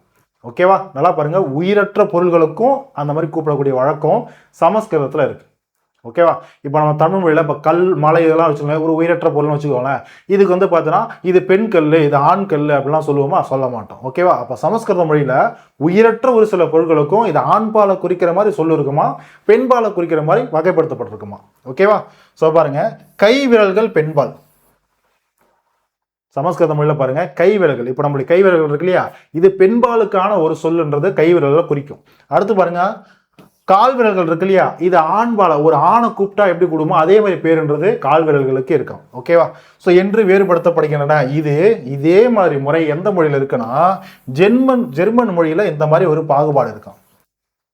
ஜெர்மன் மொழியில இந்த மாதிரி ஒரு பாகுபாடு இருக்கு. அதனால தான் வந்து பார்த்தோன்னா இது ஆரிய வடமொழின்றது ஆரிய மொழி கலப்பு. ஓகேவா? அப்படின்றலாம் சொல்லுவோம். ஜெர்மன் மொழி இவங்களாம் வந்து பார்த்தீங்கன்னா ஒரே குடும்பத்தை சார்ந்தவங்க, இவங்களுக்கும் திராவிட மொழிகளுக்கும் சம்பந்தம் இல்லைன்னு சொல்றது. அவங்களாம் ஒரே சொல்றது ஒரு மொழி குடும்பத்தை சார்ந்தவங்க அப்படின்றது. ஓகேவா? அடுத்து பாருங்க, இந்த ஜெர்மன் மொழிக்கு அடுத்த ஒரு எக்ஸாம்பிள் கொடுத்துருக்காங்க பாருங்களேன். முகத்தின் பகுதியான வாய் வந்து பார்த்தீங்கன்னா ஜெர்மன் மொழியில ஆண்பாலா சொல்லுவாங்க, ஒரு ஆணுக்கு பேர் வைக்கிற மாதிரி, ஆணோட பேரை குறிக்கிற மாதிரி. மூக்குக்கு வந்து பார்த்தீங்கன்னா பெண்பாலை குறிக்கிற மாதிரி. கண்ணுக்கு வந்து பார்த்தோன்னா ஆண்பாலும் பெண்பாலும் ரெண்டுத்துக்கும் பொதுவான பெயரை குறிக்கிற மாதிரிலாம் தனித்தனியாக பேர் வச்சிருப்பாங்க. அந்த மொழியில் அந்த சொல் அதை குறிக்கும். ஓகேவா? அடுத்து பாருங்க, திராவிட மொழியில் ஆண்பால் பெண்பால் என்ற பகுப்பு உயர்திணை ஒருமைக்கு காணப்படுகிறது திராவிட மொழிகளில். ஃபார் எக்ஸாம்பிள் தமிழ் மொழி. ஓகேவா? இப்போ தமிழ் மொழியில் ஆண்பால் பெண்பால் அப்படின்னு நம்ம குறிப்பிடணும்னு வச்சுக்கோங்களேன். நம்மளுக்கு தெரியும், ஆண் பெண் சொல்லிட்டு வந்துட்டாவே அது மனிதர்களை குறிக்கும். அப்போ நம்ம உயர்திணைன்னு சொல்லுவோம். மனிதர்களை குறிச்சாவே உயர்திணை மட்டும்தான் மனிதர்களை குறிக்கும். அக்னின்றது உயிரற்ற பொருட்கள், உயிரற்ற பொருட்கள், உயிர் இருக்கக்கூடிய பொருட்கள் மனிதர்களை தவிர. ஓகே, இப்போ ஆடு மாடலும் உயிருள்ள பொருள் தான், ஆனால் அது மனிதர் கிடையாது இல்லையா, அதுவும் அக்ரிணை. அதே போல் உயிரல்லாத எந்த ஒரு பொருளும் சரி, மண், மலை எதுவாக இருந்தாலும் சரி, அதுவும் அக்ரிணை. அப்போ மனிதர்களை மட்டும்தான் உயர்திணை. ஏன் ஆண்பால் பெண்பால்னு பாகுபடுத்தும். ஓகேவா? அதே போல் இப்போ ஆண்பாலா பெண்பால், ஆண்னா ஒரு ஆண் தான் இருக்கும், பெண்பால் ஒரு பெண்ணை குறிப்பிடனா ஒரு பெண் தானே. அப்போது உயர்திணை ஒருமையை குறிக்கும், ஏன்னா ஒருத்தர் தான் குறிப்பிடும், அப்போ ஒருமையை குறிக்கணும் இல்லையா. ஸோ அதுதான். அடுத்து பாருங்க, அக்ரிணை பொருள்களையும் ஆண் பெண் என்று பால் அடிப்படையில் பகுத்தாலும் அவற்றுக்கென பால் காட்டும் விகுதிகள் இல்லை. நம்ம தமிழில் ஃபார் எக்ஸாம்பிள் அக்ரிணை என்னது, உயிரற்ற உயிருள்ள மனிதர்கள் இல்லாத உயிருள்ள மற்ற பொருட்கள். ஓகேவா? உயிரற்ற பொருட்கள் எல்லாமே மனிதர் இல்லாத உயிருள்ள மற்ற பொருட்கள் என்னது, விலங்குகள், பறவைகள், இந்த மாதிரி இருக்கக்கூடிய உயிருள்ள பொருட்கள். சரியா? இதெல்லாம் அக்ரிணை சொல்ல இல்லையா. இந்த அக்ரிணை பேர் இருக்கக்கூடிய பொருள்களையும் ஆண் பெண் என்ற பால் அடிப்படையில் பகுத்தாலும் அவற்றுக்கென பால் காட்டக்கூடிய விகுதிகள் இல்லை. பால் காட்டும் விகுதிகள் என்னது, என்ன சொல்றது, மாணவன் சென்றான் ஆண்னு முடியுது இல்லையா. அப்ப சென்றான ஒரு பையனை குறிப்பிடும், ஒரு ஆணை குறிப்பிடுது, அதான் பால் காட்டக்கூடிய விகுதி. இப்போ வந்து சென்றால் ஆள்னு முடியுது இல்லையா, அதான் விகுதி. அப்போ ஆள்னு முடிஞ்சனது அது ஒரு பெண்ணை குறிப்பிடுது. ஓகேவா? அப்போ பெண்ணை வந்து குறிப்பிடக்கூடிய பால் காட்டக்கூடிய விகுதி. இதெல்லாம் அக்ரிணை பெயர்களுக்கு நம்ம தமிழில் கிடையாது, தெரியும், தமிழில் கிடையாது. ஏன்? அக்ரிணையை பொறுத்த வரைக்கும் உயிருள்ள ஒரு பொருள் இருக்குன்னு வச்சுக்கோங்களேன், அதுக்கு தனித்தனியாக நம்ம பெயரே வச்சிருவோம், விகுதிகள் இருக்க வேண்டிய அவசியம் கிடையாது. அந்த மாதிரி நம்ம தமிழ் மொழியில் கிடையாது. ஓகேவா? அதுக்கு தான் அங்கே சொல்லியிருப்பாங்க, தனி சொற்களால் ஆண் பெண் பகுப்பை உணர்த்தினர். இதுல தமிழ் மொழியில், நம்ம தமிழ் மொழியில். எக்ஸாம்பிள் பாருங்க, கடுவன், ஆண் குரங்குக்கு கடுவன் தனியாவே பேர் வச்சிட்டோம், பெண் குரங்குக்கு மந்தின்னு தனியாவே பேர் கொடுத்துட்டோம். ஓகேவா? அடுத்து பாருங்க, களிர்னு சொல்லிட்டு ஆண் யானைக்கு தனியா களிர்ன்ற பேரை கொடுத்துட்டோம், பெண் யானைக்கு பீடின்னு சொல்லிட்டு தனியாவே ஒரு பேர் வச்சு விட்டுட்டோம். ஓகேவா? ஸோ இதான் தமிழ் மொழியுடைய அடுத்த ஒரு சிறப்பு. ஓகே, அடுத்து பாருங்க, அதே போல ஆங்கிலத்துக்கும் தமிழுக்கும் சின்ன சின்ன பாருங்க, அதோடு கம்பேர் பண்றது, நம்ம மொழியை ஆங்கிலத்தோடு கம்பேர் பண்றது. ஆங்கில வினைச்சொற்கள் காலத்தை மட்டுமே காட்டும். புரியுதா? காலத்தை மட்டுமே காட்டும். ஓகேவா? இங்க பாருங்க, திராவிட மொழிகளில் வினைச்சொற்கள் திணையை காட்டும். அது உயர்திணையா ஆண்திணையான்றது, உயர்திணையா அக்ரிணையா சொல்லிடும். சரியா? பால், ஆண் பாலா பெண் பாலா ஒன்றன் பாலா பலவின் பாலா பலர் பாலா அப்படின்றத பாலை காட்டிடும். எண் என்னது ஒருமையா பன்மையான்னு சொல்லிட்டு என்ன காட்டிடும். இடம் தன்னிலை குறிக்குதா முன்னிலை குறிக்குதா, சரி தன்மையை குறிக்குதா முன்னிலை குறிக்குதா படற்கையை குறிக்குதான்னு சொல்லிட்டு அந்த இடத்தையும் காட்டிடும். அதே போல காலத்தையும் காட்டிடும். இறந்த காலத்தை அந்த சொல் இறந்த காலத்தை குறிப்பிடுதா, எதிர்காலத்தை குறிப்பிடுதா, நிகழ்காலத்தை குறிப்பிடான்னு சொல்லிட்டு எல்லாத்தையுமே காட்டும். ஆனால் ஆங்கிலத்தில் வினைச்சொற்கள் காலத்தை மட்டும்தான் காட்டும். ஏன்? ஃபார் எக்ஸாம்பிள், இப்போ ஒரு வினை சொற்கள்னு வச்சுக்கோங்களேன், அது நம்ம அந்த என்ன சொல் பயன்படுத்துகிறோமோ அந்த சொல்லின் அடிப்படையில் அது நிகழ்கால சொல்லா, எதிர்கால சொல்லா, இல்லை இறந்த கால சொல்லான்றது ஈஸியாக நம்மளால கண்டுபிடிக்க முடியும். ஓகேவா? ஃபார் எக்ஸாம்பிள் வந்து பார்த்தீங்கன்னா, நம்ம என்ன சொல்லலாம், இப்போ ரன் அப்படின்னு சொல்றோம் இல்லையா? ரன் என்னது? ஓடு. ரன்னிங் என்னது? ஓடுகின்றான், ஓடிக்கொண்டிருக்கிறான் நம்ம சொல்லலாம் இல்லையா? இதுவே ரேன் அப்படின்னது ஓடினான் சொல்லிடுமா? இதை வச்சு நம்ம ஈஸியாக சொல்லிடலாம். ஓகேவா? ஆனால் இந்த ரன்னோ ரேனோ இதெல்லாம் வந்து பார்த்தீங்கன்னா திணை, பால், எண், இடம், காலம் இதெல்லாம் குறிப்பிடுமான குறிப்பிடவே. அது என்ன காலம், நிகழ்காலத்துக்கு அந்த சொல்ல பயன்படுத்தணுமா, எதிர்காலத்துக்கு எந்த சொல்ல பயன்படுத்தணுன்றது மட்டும்தான் நம்மளால யூஸ் பண்ண முடியுமே தவிர இந்த ஒரு சொல்லி திணை, பால், எண், இடம், காலத்தை காட்டாது ஆங்கிலத்தில். ஆனால் தமிழ் இருக்கக்கூடிய வினைச்சொற்கள் காட்டும். ஃபார் எக்ஸாம்பிள் பாருங்க, வந்தான் அப்படின்றது ஒரு வினைச்சொல் தானே. வந்தான்றது, இந்த வந்தான்ற வினைச்சொல் வந்தான்னு சொல்லிட்டு ஒரு ஆணை குறிப்பிடுது. ஆணுன்னு சொல்லக்கூடிய ஒரு விகுதியில் முடியுது இல்லையா? அப்போ ஒரு ஆணை குறிப்பிடுது. ஆண் அப்படின்றாவே, ஆண்பால் அப்படின்னாவே மனிதர்களை குறிப்பிடுன்னு அர்த்தம். ஒரு மனிதனை தான் வந்து வந்தான்னு நம்ம சொல்லுவோம். இப்போ மனிதன் நம்மளதான் வந்து பார்த்தீங்கன்னா வந்தான்னு சொல்லுவோம். நம்மளே யாரை சொல்லுவோம்? ஆண்பாலை சொல்லுவோமா பெண்பாலை சொல்லுவோமா? ஆண்பாலை தான் சொல்லுவோம். அப்போ பால்னு சொல்லிட்டு ஆண்பாலையும் குறிப்பிடுது. உயர்திணை மனிதர்களான அந்த உயர்திணை, அப்போ உயர்திணையையும் குறிப்பிடுது. அடுத்து பாருங்க, படற்கை, வந்தான், அவன் வந்தான்னு சொல்லுவோம். அப்போ அவன் வந்தானா மூணாவது மனுஷனை பற்றி நம்ம பேசுகிறோம். அப்போ வந்து பார்த்தீங்கன்னா படற்கை இடம். ஓகேவா? தன்மைனா தன்னை பற்றி பேசுறது, முன்னிலைனா எனக்கு முன்னாடி இருக்கிறவனை பற்றி பேசுறது. ஓகேவா? படற்கை அப்படின்னா அவன் வந்தான்னு நம்ம சொல்கிறோம். அப்போ மூணாவது மனுஷனை பற்றி இங்கே நம்ம ரெண்டு பேரும் பேசிகிட்டு இருக்கோம். அப்போ படற்கையும் குறிப்பிடுது. ஓகேவா? அது என்ன இடம், படற்கை இடத்தையும் குறிப்பிடுது. அதே போல் வந்தான்றது ஒருத்தன், அவன் வந்தான், அவன்னாவே ஒன்று தான், ஒருத்தர் தான். ஓகேவா? அப்போ ஒருமையும் குறிப்பிடுது. புரிஞ்சுதா? அப்போ பாருங்க, இந்த ஒரு சொல் எவ்வளோ விஷயத்தை நம்மளுக்கு கொடுக்குது பாருங்க தமிழ் மொழியை பொறுத்த வரைக்கும். சரியா? இது ஆங்கில மொழியில கிடையாது அப்படின்றது சொல்லியிருப்பாங்க. ஓகேவா? இது தமிழ் மொழியோட சிறப்பு அப்படின்றது சொல்லியிருப்பாங்க. அடுத்து பாருங்க, ஆனால் இதே போல பாருங்களேன், திராவிட மொழிகளை இந்த மாதிரி ஒரு பண்பு இருக்குன்னு நம்ம சொல்றோம். தமிழ் மொழிக்கு மட்டும் இல்லை, கன்னடம், தெலுங்கு இது போன்ற மொழிகளுக்கும் இருக்கு. ஆனால் திராவிட மொழிகளிலேயே மலையாள மொழி இருக்கு பார்த்தீங்களா? இந்த மலையாள மொழியில் இருக்கக்கூடிய ஒரு வினைச்சொலுக்கு திணை, பால், எண் ஆகியவற்றை காட்டக்கூடிய பால் காட்டும் விகுதிகள் கிடையாது அப்படின்னு சொல்லியிருப்பாங்க. ஓகேவா? அது இப்போ நம்ம திராவிட மொழிகளே மலையாளம் இந்த ஒரு கான்செப்டை பொறுத்த வரைக்கும் தனி. சரியா? அதுக்கு கிடையாது. தனி சொற்களாலேயே ஆண் பெண் பகுப்பை அறிய முடியும். ஓகேவா? அடுத்து பாருங்க, மொரிஷியஸ், இலங்கை உள்ளிட்ட நாடுகளின் பணத்தாள்களில் தமிழ் மொழி இடம்பெற்றுள்ளது. மொரிஷியஸ் நாட்டுடைய பணத்தாளையும் இலங்கையுடைய பணத்தாளையும் எடுத்து பார்த்தீங்க அப்படின்னா தமிழில் பிரிண்ட் ஆயிருக்கும். ஓகேவா? அடுத்து பாருங்க, திராவிட மொழிகளுள் பிற மொழி தாக்கம் மிகவும் குறைந்ததாக காணப்படும் மொழி தமிழே. ஓகேவா? தமிழில் மட்டும்தான், மற்ற மொழியோட தாக்கங்கள் மிக மிக குறைவு. ஏன்னா தமிழ் வந்து பார்த்தீங்கன்னா தனித்து இயங்கக்கூடிய ஒரு மொழி. நம்ம தமிழ் மொழியில் எந்த ஒரு சொல்லுக்கும் வந்து பார்த்தோன்னா பிற மொழி சொல்லுக்கும் நம்ம பயன்படுத்தக்கூடிய எந்த ஒரு சொல்லுக்குமே தமிழ் மொழியில் நம்மளால சொற்கள்ன்றது ஆல்ரெடி உருவாக்கியிருக்காங்க. அதை நம்ம பயன்படுத்த முடியும், வேணும்னா உருவாக்கி கொள்ளவும் முடியும். சரியா? அதுக்கு ஒரு சிறப்பு தமிழ் மொழி. அப்போ மற்ற மொழியோட துணையோடு தமிழ் மொழி இயங்க வேண்டிய அவசியம் கிடையாது. மற்ற மொழிகளை வச்சுதான் நம்ம தமிழ் மொழியை நம்ம பேசிக்கணும், கம்யூனிகேட் பண்ணணுன்ற அவசியம் கிடையாது. ஓகேவா? அடுத்து பாருங்க, இந்தியாவின் தொன்மையான கல்வெட்டுகளில் பெரும்பாலான தமிழிலேயே அமைந்துள்ளன. ஆமா, இந்தியாவில் இருக்கக்கூடிய கல்வெட்டுகள்லாம் எடுத்து பார்த்தீங்கன்னா கல்வெட்டுன்னு வந்துட்டாவே பெரும்பாலானது என்னது, நம்ம அதுவும் சவுத் இந்தியாவில் அது என்னது தமிழ் கல்வெட்டுகள் தான். எங்கே போனாலும் நீங்கள் எந்த கோயில் நீங்கள் எந்த இடத்துல பார்த்தாங்கனாலும் மேக்ஸிமம் தமிழில் தான் இருக்கும் கல்வெட்டுகள். ஓகேவா?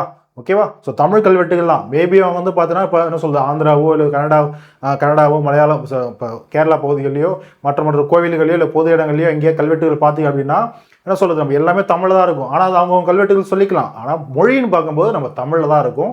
ஓகேவா? ஸோ அதான் சொல்லியிருப்பாங்க. ஓகே, அடுத்து பாருங்க. இந்த ஒரு டயக்ராம் பார்த்துக்கோங்க. ஸோ டயக்ராமில் இந்த ஒரு டேபிள் பார்த்துக்கோங்க. ஸோ தமிழ் மொழியா சங்க இலக்கியம், முக்கியமான இலக்கியங்கள் என்னது? சங்க இலக்கியம். காலம் என்னது? காலத்தால் முந்தியது. பாருங்களேன், மற்ற மொழிகளை காட்டிலும் நம்முடைய இலக்கியங்கள் காலத்தால் முந்தியது. அப்போ தமிழ் மொழி தான் தாய்மொழி. அப்போ எப்போ இந்த மொழிகள்லாம் உருவாக்குறதுக்கு முன்னாடி எப்போ நம்ம தமிழ் மொழி உருவாக்கப்பட்டது. அப்போ தென்னிந்திய மொழிகளுக்கு தாயான ஒரு மொழி என்னது? நம்முடைய தமிழ் மொழி தான். தமிழ் மொழி தான் மூத்த மொழி, பன்மையான மொழி அப்படின்றத நம்ம பார்க்குறோம். சரியா, பழமையான மொழி அப்படின்றத பார்க்குறோம். பாருங்க, புது ஆண்டுக்கு முன் 5ஆம் நூற்றாண்டுலேருந்து பொது ஆண்டு 2ஆம் நூற்றாண்டுக்கு இடைப்பட்ட காலத்தில் தான் சங்க இலக்கியங்கள் உருவாக்கப்பட்டுச்சு இல்லையா? அதெல்லாம் காலம் கொடுத்துருப்பாங்க. அதே போல் இது ஒரு தமிழ் மொழியுடைய பழமையான இலக்கணம்னு பார்க்கும்போது தொல்காப்பியம். ஓகேவா? காலம் வந்து பார்த்தீங்கன்னா பொது ஆண்டுக்கு முன் 3ஆம் நூற்றாண்டு. பொது ஆண்டுக்கு முன் 3ஆம் நூற்றாண்டு. ஓகேவா? ஸோ சான்று வந்து பார்த்தீங்கன்னா தமிழ் இலக்கிய வரலாறு மு வரதராசனுடைய சாகித்ய அகாதமி விருது பெற்ற நூல். இல்லை அதுக்கான சான்றுகள் இருக்கு. ஓகேவா? அதுக்கான சான்றுகள் அங்கே மட்டும் கிடையாது, நிறைய இடத்துல இருக்கு. ஓகேவா? இதனால சின்னதாக ஒரு எக்ஸாம்பிள் கொடுத்துருப்பாங்க. அடுத்து கன்னட மொழியா, இதுக்கான முக்கியமான இலக்கியம் வந்து பார்த்தீங்கன்னா கவிராஜ மார்க்கியம் சொல்லக்கூடிய புத்தகம். இது பொது ஆண்டு 9ஆம் நூற்றாண்டை சார்ந்தது. பொது ஆண்டு 9ஆம் நூற்றாண்டு. ஓகேவா? அடுத்து பாருங்க, அதே இதுவே இலக்கண நூலாகவும் இருக்கு அப்படின்னா இதுவும் அதே நூல் தானே. பொது ஆண்டு 9ஆம் நூற்றாண்டு.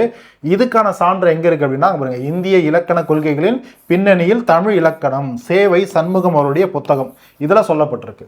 அடுத்து பாருங்க, தெலுங்கு மொழியா, இதனுடைய முக்கியமான இலக்கியம்னு பார்க்கும்போது பழங்கால இலக்கியம் பார்க்கும்போது பாரதம். ஓகேவா? இது பொது ஆண்டு 11ஆம் நூற்றாண்டை சார்ந்தது. கன்னட மொழிக்கும் அப்புறம் தான். ஓகேவா? ஸோ பாருங்க, அதே இலக்கணம் பார்க்கும்போது தெலுங்குக்கு தனியாகவே ஒரு இலக்கண நூல் இருக்கு, ஆந்திர பாஷா பூஷணம் அப்படின்றது. இது பொது ஆண்டு 12ஆம் நூற்றாண்டு. இதுக்கப்புறம் ஒரு நூற்றாண்டுக்கு அப்புறம் தான் இந்த ஒரு இலக்கண நூலே உருவாகிருக்கு. ஓகேவா? இதுவும் இவருடைய இதே புத்தகத்தில் தான் சான்றாக கொடுத்துருக்காங்க. கடைசியாக மலையாள நூல், மலையாளத்தினுடைய மிக பழமையான ஒரு இலக்கியம் பார்க்கும்போது ராமசரிதம். இது பொது ஆண்டு 12ஆம் நூற்றாண்டு. இதனுடைய இலக்கண நூல்னு பார்க்கும்போது லீலா திலகம். இது பொது ஆண்டு 11ஆம் நூற்றாண்டு. பாருங்க எவ்வளவு பிற்காலத்துக்கு அப்புறம் இவங்களுடைய இலக்கியங்கள் இலக்கணங்கள் உருவாயிருக்கு. ஓகேவா? ஸோ இதனால தென்னிந்திய மொழிகள் இப்போ மூத்த மொழி, முதல் மொழி எது? நம்முடைய தமிழ் மொழி. ஓகேவா? அதுக்கப்புறம் இதனுடைய சான்று வந்து பார்த்தீங்கன்னா மலையாள இலக்கிய வரலாறு சாகித்ய அகாடமி விருது பெற்ற அந்த ஒரு நூல். சரியா? ஸோ அதில் கொடுத்துருப்பாங்க.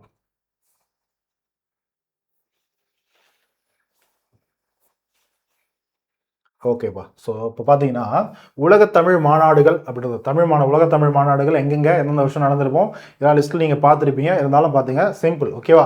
1வது 2வது 3வது 4வது சொல்லிட்டு 11வது வரைக்கும் 2023 11வது வரைக்கும் நடந்திருக்கும். ஸோ இதில் வந்து பார்த்தீங்கன்னா எத்தனாவது மாநாடு எந்தெந்த ஆண்டில் நடந்துச்சுன்றது முதற்கொண்டு ரொம்ப ரொம்ப இம்பார்ட்டன்ட், அழகாக படித்து வச்சுக்கிறோம். சரியா? ஓகேவா? ஸோ இந்த இடங்கள் வந்து பார்த்தீங்கன்னா அந்த ஷார்ட்கட்லாம் உங்களுக்கு தெரியும் இல்லையா? சரியா? கோவிலுக்கு சென்ற பாட்டியை யாரேனும் மறித்தால், அதாவது வழிமறித்தால், அதாவது மறித்தால், சரியா, கோவிலில் மொட்டையடித்து தண்டிக்கப்பட்டு, சரியா, இது எக்ஸ்ட்ரா நான் சொல்லக்கூடிய 8 வரைக்கும் தான் மேக்ஸிமம் நிறைய பேருக்கு தெரியும். எக்ஸ்ட்ரா நானே சொல்றேன், தயவு செஞ்சு புரிஞ்சுக்கோங்க. கோவிலில் மொட்டையடித்து தண்டிக்கப்பட்டு கோவணத்துடன் சிறைப்படுத்தப்படுவார். ஓகேவா? சிறைப்படுத்தப்படுவார். திரும்ப 11வது ஃபர்ஸ்ட் என்னது? கோலாலம்பரா. அந்த கோலாலம்பரம் அப்படியே வந்துருச்சு. அப்படியே வச்சு ஞாபகம் வச்சுக்கோங்க. ஓகேவா? அப்போ கோவிலுக்கா கோலாலம்பர், சென்றையா சென்னை. ஓகேவா? பாட்டியையா பாரிஸ். ஓகேவா? யாரேனுமா யாழ்ப்பாணம், மரித்தால் மதுரை. ஓகேவா? கோயிலில் திரும்ப பாருங்க, கோயிலில் மொட்டையடித்து மொரிஷியஸ், தண்டிக்கப்பட்டு தஞ்சாவூர், கோவணத்துடன் திரும்பவும் கோலாலம்பூர், சிறைப்படுத்தப்படுவார் சிக்காகோ. திரும்ப பாருங்க கோலாலம்பூர். வந்துருச்சா? ஓகேவா? ஸோ இதனுடைய ஆண்டுகள் ரொம்ப ரொம்ப இம்பார்ட்டன்ட், பார்த்துக்கோங்க. ஓகேவா? அடுத்து நம்மளுக்கு தெரியும் செம்மொழி மாநாடு 2010 கோவையில் நடந்துச்சு இல்லையா? ஸோ இதையும் பார்த்துக்கோங்க. ரொம்ப இம்பார்ட்டண்டான ஒரு செய்தி. ஓகேவா? மேபி இந்த கலர் உங்களுக்கு டிஸ்டர்பன்ஸாக இருக்குன்னு நினைக்கிறேன். ஸோ ஓகே, இதுக்கு போயிடலாம். ஓகேவா?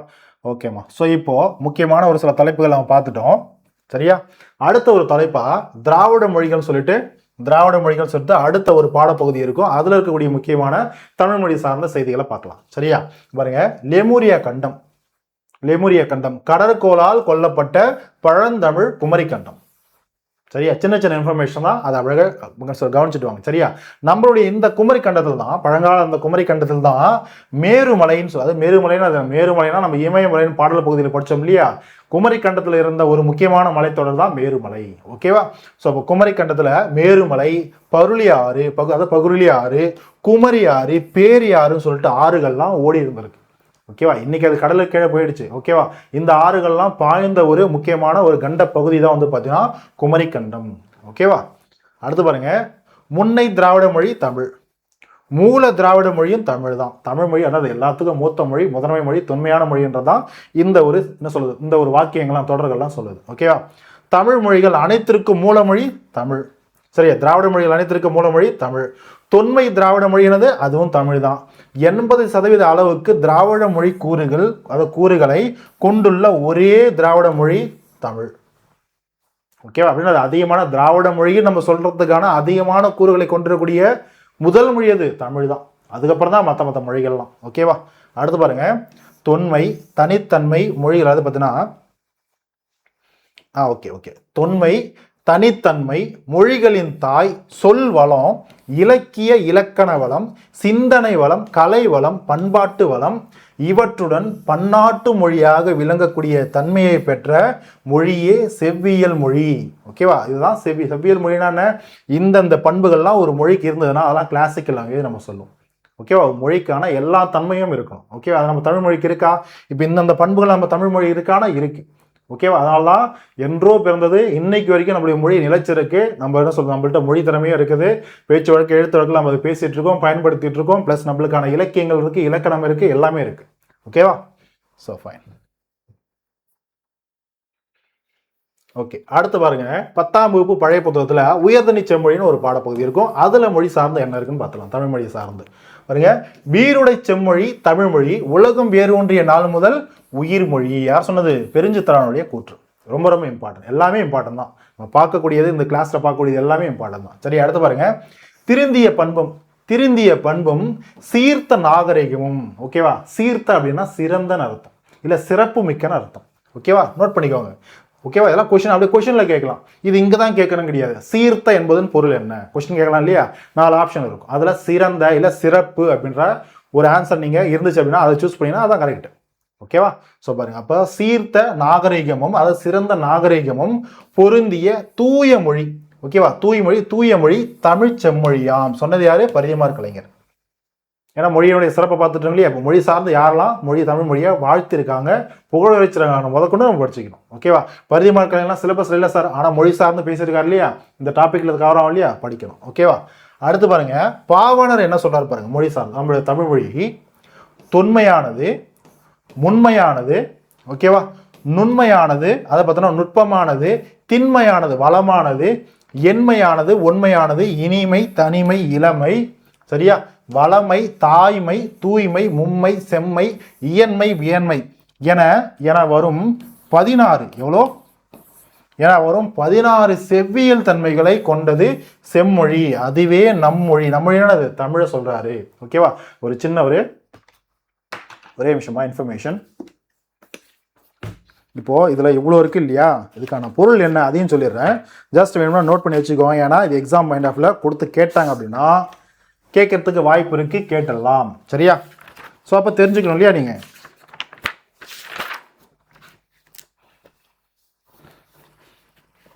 ஓகேவா? ஸோ பாருங்க, தொன்மைனா உங்களுக்கு தெரியும், பழமையான அப்படின்றது உங்களுக்கு தெரியும். அடுத்து வந்து பார்த்தீங்கன்னா முன்மை அப்படின்றது வந்து பார்த்தீங்கன்னா முன்மைனாலும் பழமையான அர்த்தம், இல்லை வந்து பார்த்தீங்கன்னா செவ்வியல் தன்மை, கிளாசிக்கல் பார்க்குறோம் இல்லையா? அதான் முன்மை. நுண்மை அப்படின்றது நுட்பமான, நம்மளுடைய தமிழ் மொழி நுட்பமான, அதாவது காலத்துக்கு ஏற்ற மாதிரி நிறைய சொற்களை வந்து உருவாக்கிக்கிட்டே இருக்கும். தனித்து இயங்கக்கூடிய தன்மை இருக்கு இல்லையா? மற்ற மொழிகளை சார்ந்து நம்ம இயக்க வேண்டிய அவசியம் கிடையாது. அப்போ நுண்மையானதாகவும் இருக்கு. திண்மை என்னது? வலிமையானதா, உறுதியானதா இருக்குது. என்றோ தோன்றியது இன்னைக்கு வரைக்கும் நம்ம தமிழ் மொழி நிலைச்சிருக்கு அப்படின்னா அது இலக்கியம் சார்ந்தும் சரி, இலக்கணம் சார்ந்தும் சரி, இல்லை பேச்சு வழக்காகவும் எழுத்து வழக்காகவும் சரி இருக்கு அப்படின்னா அதுக்கு அதனுடைய உறுதித்தன்மை, வலிமைன்றது ரொம்ப இம்பார்ட்டன்ட். அடுத்து வந்து பார்த்தீங்கன்னா எண்மை அப்படின்றது நம்முடைய தமிழ் மொழி ரொம்ப எளிமையானது. ஓகேவா? எளிமையான மொழி தானே, யாராக இருந்தாலும் ஈஸியாக கற்றுக்கலாம் இல்லையா? ரொம்ப ஈஸியாக கற்றுக்கலாம், ஒரு நல்ல ஒரு சிறந்த ஒரு மொழி இல்லையா? அப்போ எளிமையை குறி தமிழ் மொழி எளிமையானது. அடுத்து வந்து பார்த்தீங்கன்னா ஒன்மை அப்படின்றது நல்ல அறிவு. தமிழ் மொழியை படிக்கிறதுனால நல்ல நல்ல அறிவுகள்ன்றது நம்மளுக்கு கிடைக்கும். காரணம் என்ன? நிறைய இலக்கணம் இலக்கியம் சார்ந்த நூல்கள் நம்ம நிறைய இருக்குது. அதில் நிறைய சிறந்த கருத்துக்கள்லாம் சொல்லப்பட்டிருக்கு. எல்லாமே தமிழ் மொழியில் சொல்லப்பட்டிருக்கு. அதை படிக்கிறது மூலயமா நம்ம தமிழ் மொழியில் இருக்கக்கூடிய அந்த இலக்கியங்களை படிக்கிறது மூலயமா தமிழ் மொழியை சிறந்த கற்கிறோம், நல்ல விஷயங்களையும் கற்றுக்கிறோம், நல்ல அறிவோடு நம்ம இருக்கிறோம். அப்போது உண்மை அப்படின்னா என்னது? நல்ல அறிவு. ஓகேவா? அடுத்து இனிமைன்னு நம்மளுக்கு தெரியும். தமிழ் மொழி இனிமையானதா? இனிமையானது. அதே போல் தனிமை, எந்த ஒரு மொழியுடைய துணை இல்லாமல் தனித்து இயங்கக்கூடியது, ரொம்ப தனிமையாக இயங்கக்கூடிய ஒரு மொழி. அடுத்து இளமை, என்றும் இளமையாக இருக்குது. எப்போ தோன்றினாலும் இன்னைக்கும் நம்மளுடைய தமிழ் மொழி இளமையாக இருக்குது, இன்னும் இளமையாக இருந்துகிட்டே இருக்கும். ஓகேவா? அடுத்து பாருங்க, வளமையான மொழியா? ஆமாம், தமிழ் மொழியில் இல்லாததே கிடையாது, எல்லாமே இருக்குது. அடுத்து பாருங்க, தாய்மை. தாய்மை என்னது? எவ்வளோ மொழிகளுக்கு தாயா மூல மொழியாக இருந்திருக்கு. அப்போ நம்ம தமிழ் மொழி தாய்மையானதா? தாய்மையானது. அடுத்து பாருங்க, தூய்மையானது. நிறைய அறக்கருத்துகளாகட்டும், தூய்மையான நிறைய விஷயங்களும் சரி, மக்களுடைய வாழ்க்கைக்கு தேவையான எல்லா விஷயங்களையும் நம்முடைய சங்க இலக்கியங்கள் நம்ம பார்க்குறோம் இல்லையா? அகப்பொருள் என்ன சொல்லுது, அகம் புறம் சார்ந்து பார்க்குறோம் இல்லையா? அப்போ நிறைய சொல்ல காதல் அன்பு போன்ற விஷயங்களையும், கொடைத்தன்மை வீரம் சிறப்புகள், இது எல்லாமே நம்ம படிக்கிறோம். சரியா? ஸோ அப்போ தூய்மையாகவும் இருக்குது. அதே போல் மும்மைன்னு எந்த காலத்துக்கும் பொருந்தும்னு அர்த்தம். மும்மைன்றது எக்காலத்துக்கும் பொருந்தும், எதிர்காலத்துக்கும் பொருந்தும், இறந்த காலத்துக்கும் பொருந்தும், நிகழ்காலத்துக்கும் பொருந்தும். நம்முடைய தமிழ் மொழி என்றும் வாழும். அதே போல முத்தமிழ், இயல், இசை, நாடகம், இந்த மூணுத்துக்குமே பொருத்தமானது இல்லையா? அப்போ மும்மை அப்படின்றது தமிழ் மொழிக்கும் பொருந்தும். சரியா? அதே போல செம்மையான மொழி அப்படின்றது செழிப்பான மொழி. அடுத்து பாருங்க, இயன்மை. இயன்மை அப்படின்றது பார்த்தீங்கன்னா இயற்கை தன்மை. தமிழ் மொழி இயற்கை தன்மையோடு வாழ்ந்திருக்கா? ஆமாம், தமிழ் மொழி இயற்கை தன்மை. அப்போ இயற்கை தன்மை வரும். அடுத்து வியன்மை. வியன்மை அப்படின்றது உலக மொழிக்கெல்லாம் நம்ம தமிழ் மொழி பரவி இருக்கு இல்லையா? அந்த ஒரு பண்பு. உலகம் முழுக்கும் தமிழ் மொழி இன்னைக்கு தெரியாதவங்க யாராவது இருக்கானா? யாருமே கிடையாது. நீங்கள் வெஸ்டர்ன் நீங்கள் எந்த ஒரு கண்ட்ரியில் போய் கேட்டாலும் சரி, என்ன சொல்கிறது, ஓல்டஸ்ட் லாங்குவேஜ் இன் வேர்ல்டு அப்படின்னு சொல்லிட்டு கேட்டாங்கன்னா நிறைய பேர் ஒரு 10 பேர் கேட்குறீங்கன்னு வச்சுக்கோங்களேன், ஒரு 6-7 பேர் தமிழ் சொல்லுவாங்க. 6-7 பேர் தமிழ் மொழியை டைரெக்டாக சொல்லுவாங்க. 10 பேருக்குமே தமிழ் மொழி தெரியுமான்னு கேட்டால் தெரியாதுன்னு யாருமே சொல்ல மாட்டாங்க. ஓகேவா? அப்போ உலகம் முழுக்க நம்ம தமிழ் மொழின்றது தெரியும். நிறைய நிறைய இலக்கியங்களும் சரி, நிறைய நூல்களும் சரி, மற்ற மொழிகள் நம்ம மொழிபெயர்த்திருக்கோம். அப்போ தமிழுடைய சிறப்புன்றது அதிகமாகவே இருக்கு இல்லையா? அப்போ பாருங்க, இது எல்லாமே ஒரு மொழிக்கான பண்புகளாக நம்ம பார்க்குறோம் இல்லையா? அப்போ பாவனர் என்ன சொல்றாரு? இது ஒவ்வொன்றும் ஒவ்வொரு பண்பு. இந்த பண்புகள் எல்லாம் பார்த்தோன்னா 16 பண்புகள். இந்த 16 பண்புகளும் செவ்வியல் மொழி, செவ்வியல் தன்மைக்கான ஒரு மொழின்றது இருக்குன்னா அதுதான் நம் மொழி அப்படின்றது சொல்லியிருப்பார். சரியா? ஸோ இவ்வளோ எக்ஸ்பிளனேஷன் நான் கொடுக்க வேண்டிய அவசியம் இல்லை, ஆனால் நான் கொடுக்க வேண்டியது என்னுடைய கடமை. சரியா? அது தெரிஞ்சுக்கிறதும் இல்லை நான் சொல்றதெல்லாம் பார்த்தோன்னா சொல்லும் பொருளும் போது கொண்டு நான் இங்கே எழுதாதும் உங்களுடைய விருப்பம். சரியா? ஓகேம்மா. அடுத்து பார்த்தீங்கன்னா 2000 ஆண்டுகளுக்கு மேற்பட்ட வரலாற்று தொன்மையுடைய மொழிகள் தமிழ், சீனம், சமஸ்கிருதம், லத்தீன், கிரேக்கம், ஹீப்ரூன்னு எதனாலும் சரி, இல்லை ஈப்ரூன்னு எதனாலும் சரி, ரெண்டும் ஒரே மொழி தான். சரியா? ஸோ இதெல்லாம் 2000 ஆண்டுகளுக்கு மேலே ஒரு மொழி மொழிகள் இருந்திருக்கு அப்படின்னா இந்தந்த மொழிகள் தான் அது இருந்திருக்கு அப்படின்றது சொல்லப்பட்டிருக்கு. சரியா? அடுத்து பாருங்க, வழக்கிழந்த போன தொன்மையான மொழிகள் லத்தீனும் ஹீப்ரூவும். அப்படின்னா வழக்கத்தில் இல்லை. ஓகேவா? லாட்டின் லாங்குவேஜ் வேர்ட்ஸ்லாம் பார்த்தீங்கன்னா என்னது, டிக்ஷனரியில் தான் நம்ம எங்கேயாவது பார்ப்போம். இன்னைக்கு லாட்டின் யாரெல்லாம் அதிகமாக யாராவது பேசுகிறான்னு கேட்டிங்கன்னா லாட்டின்லாம் பேசுறது இல்லை, டிக்ஷனரியோட சரி. ஓகேவா? டிக்ஷனரியில் பார்த்தீங்கன்னா வச்சுங்களேன், இப்போ நீங்கள் பார்த்தீங்கன்னா என்ன சொல்லுது, நீங்கள் ஆன்லைன்லையோ இல்லை வேறு ஏதாவது டிக்ஷனரி எடுத்து பார்த்தீங்கன்னு வச்சுக்கோங்க, ஒரு வேர்டு இருக்குன்னா இந்த வேர்டு இந்த லத்தீன் மொழியிலேருந்து ஆர்ஜின் ஆச்சு, இங்கேருந்து தான் தொடங்குச்சு, ப்ராக்கெட்டில் லாட்டின் சிம்பிளாக கொடுத்துருப்பாங்க. அவ்வளோதான். அந்த ஒரு சொல்லை யாராவது பயன்படுத்தி பேசிட்டு இருக்காங்கன்னா கிடையாது, வழக்கிழந்து போச்சு. ஓகேவா? ஆனால் தமிழ் மொழி வழக்கிழந்து போச்சா? கிடையாது. காலங்காலமாக நம்ம பேசிகிட்டு தான் இருக்கோம். இன்னும் நம்முடைய சந்ததியினர் இருக்கிற வரைக்கும் பேசிகிட்டு தான் இருக்க போகிறோம். ஓகேவா? ஸோ அதை தான் அங்கே சொல்லியிருப்பாங்க. ஓகே, அடுத்து பாருங்க, தமிழ். ஸோ தமிழ் இலக்கிய வளம், இலக்கண அரண், மிகுந்த சொல்வளம், வரலாற்று பின்னணி, தனித்தியங்கும் மாண்பு, காலத்திற்கேற்ப புதுமை ஆகிய பண்புகளை கொண்டது. இது நம்மளுக்கு தெரியும். அடுத்து பாருங்க, திரும்ப பாருங்க, தமிழ் பேச்சு மொழி, எழுத்து மொழி, ஆட்சி மொழி, நீதிமன்ற மொழி, பயிற்று மொழியாக உள்ளது. ஆமாம், தமிழ் மொழி எங்கே தான் இல்லை. ஓகேவா? எல்லா இடத்துலையும் நம்ம பயன்படுத்தணும் இல்லையா? ஸோ அதான். அடுத்து பாருங்க, ஒரு மொழியானது தொன்மை, பிறமொழி தாக்கமின்மை, தாய்மை, தனித்தன்மை, இலக்கிய வளம், இலக்கண சிறப்பு, பொதுமை பண்பு, நடுவு நிலைமை, பண்பாட்டு, கலை, பட்டறிவு வெளிப்பாடு, உயர் சிந்தனை, கலை இலக்கிய தனித்தன்மை, செம்மொழி மொழி கோட்பாடு, இது எல்லாமே தமிழ் மொழிக்கு இருக்கானா படிக்கும் போதே உங்களுக்கு தெரியும். இது எல்லாவற்றிலும் சிறந்தது நம்ம தமிழ் மொழியா? ஆமாம், அதெல்லாம் படிச்சுட்டு இருக்கோம். ஓகேவா? ஸோ பாருங்க, இதெல்லாம் 11 தகுதி கோட்பாடுகளை கொண்டிருப்பதாக அறிவியல் தமிழ் அறிஞர் யாரு? முஸ்தபா அவர்கள் வரையறுத்திருக்காரு. யாரை சொல்றாரு? எதை சொல்றாரு? நம்முடைய தமிழ் தாய்மொழியை சொல்றாரு. ஓகேவா? ஸோ அடுத்து பாருங்க, என்றுமுல தென் தமிழ் சொன்னது யாரு? கம்பர். ஓகேவா? ஸோ தொன்மையான, அதாவது என்ன சொல், என்றுமுல எப்பவுமே தமிழ் மொழின்றதா இருக்கும். ஓகேவா? எப்போவே பிறந்து இன்னைக்கு வரைக்கும் நம்ம பார்த்துட்டு இருக்கோம் இல்லையா? அப்போ என்றுமுல, உல அப்படின்னா இருக்குன்னு அர்த்தம். ஓகேவா? அப்போ என்றுமுல தென் தமிழ் அப்படின்றது கம்பருடைய கூற்று.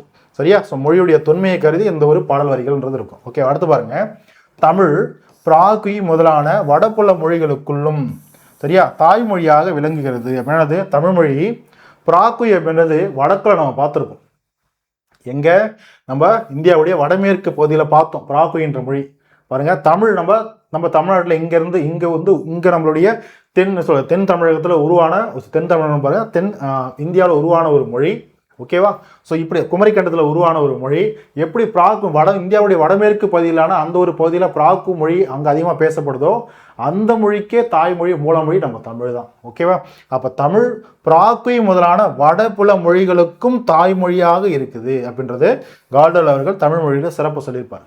ஓகேவா? அடுத்து பாருங்க, 1800 மொழிகளுக்கு வேர்ச்சொற்களையும், உலகில் 1800 மொழிகளுக்கு நம்ம தமிழ் மொழியிலிருந்து சொற்கள், வேர்ச்சொற்கள், சொற்களை உருவாக்கி கொடுத்துருக்கு. அதே போல 180 மொழிகளுக்கு உறவு பெயர்களையும், 180 மற்ற மொழிகளுக்கு உறவு பெயர்களையும் தமிழ் மொழியிலிருந்து வழங்கப்பட்டிருக்கு, தமிழ் மொழியிலிருந்து பயன்படுத்திருக்காங்க அப்படின்ற ஒரு செய்தியை நம்மளுக்கு புத்தகத்தில் சொல்லியிருப்பாங்க. சரியா?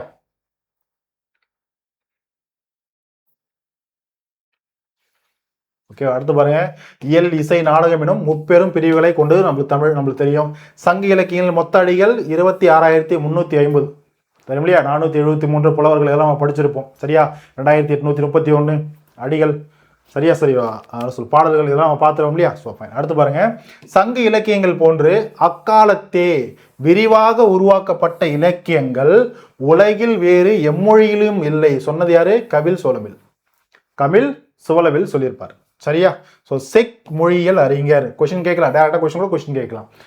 இது கொடுத்து இது யாருன்னு கேட்கலாம், யார் சொன்னதுன்னு கொஸ்டின் கேட்கலாம். இல்லை டேரக்டா இவர் பேரை கொடுத்து, ஏன்னா இந்த ஒரு போர்ஷன்ல அந்த ஒரு பேர் வந்திருக்கு இல்லையா, இவர் பேரை கொடுத்து எந்த நாட்டை சேர்ந்தவரும் கொஸ்டின் கேட்கலாம். டிஎன்பிசி எங்கேருந்து எந்த கொஸ்டினை எப்போ கேட்பான்னு தெரியாது, எல்லாத்தையும் படிச்சு வச்சுக்கணும். சரியா? எந்த டேட்டாவும் விடக்கூடாது. ஸோ தமிழ் மிகவும் பண்பட்ட மொழி, அது தனக்கே உரிய இலக்கிய செல்வங்களை பெற்றிருக்கும் மொழி. சொன்னது மேக்ஸ் முல்லர். ஓகேவா? எந்தெந்த கூற்று, எந்தெந்த புகழுரைகள் யார் யார் சொன்னதுன்ட்டு தெளிவாக படிச்சு வச்சுக்கணும். சரியா? சார் என்னால் ரிவிஷன் பண்ண மனசில் உட்காரல, மனப்பாடம் பண்ணிட்டு வேறு வழி கிடையாது. ஓகேவா? கொஸ்டின் கேட்டுருவாங்க. ஓகேவா? சங்க இலக்கியங்களை மக்கள் இலக்கியம் என்று அழைப்பர். சங்க இலக்கியங்களை. ஓகேவா? அடுத்து பாருங்க, தமிழ் இலக்கணம் படிக்க படிக்க விருப்பத்தை உண்டாக்குகிறது. சொன்னது யாரு? கெல்லட். ஓகேவா? அடுத்து பாருங்க, நூல் அகத்தியம். அகத்தியர் தான் அதுக்கு ஆசிரியர். ஆனால் அகத்திய நூல் பார்த்தீங்கன்னா நம்ம தமிழ் மிக தொன்மையான பழமையான ஒரு நூலே பார்த்தோன்னா அகத்தியம் தான். ஆனால் அந்த அகத்தியம் நம்ம ஏன் சொல்ல மாட்டோம் அப்படின்னா அந்த நூல் நம்மளுக்கு முழுசாக கிடைக்கப்பெறல. அதனால ஒரு முழுமை பெறாத ஒரு நூல் இல்லையா, அதனால நம்ம கணக்கில் எடுத்துக்கல. அடுத்து நம்மளுக்கு கிடைச்சிருக்க நூல் தான் தொல்காப்பியம். அதனால தான் தமிழின் மிக பழமையான இலக்கண நூல்னு சொல்லிட்டு நம்ம தொல்காப்பியத்தை எடுத்துக்கிறோம். சரியா? ஓகே, நூல் அகத்தியம், ஆசிரியர் அகத்தியர். இதில் பார்த்தோன்னா அகத்தியர் எழுத்து, சொல், பொருள், யாப்பு, அணி, இது எல்லாத்தையும் இலக்கணத்திற்குரிய எல்லாத்தையுமே இந்த அகத்தியம் நூலில் கொடுத்துருப்பாரு.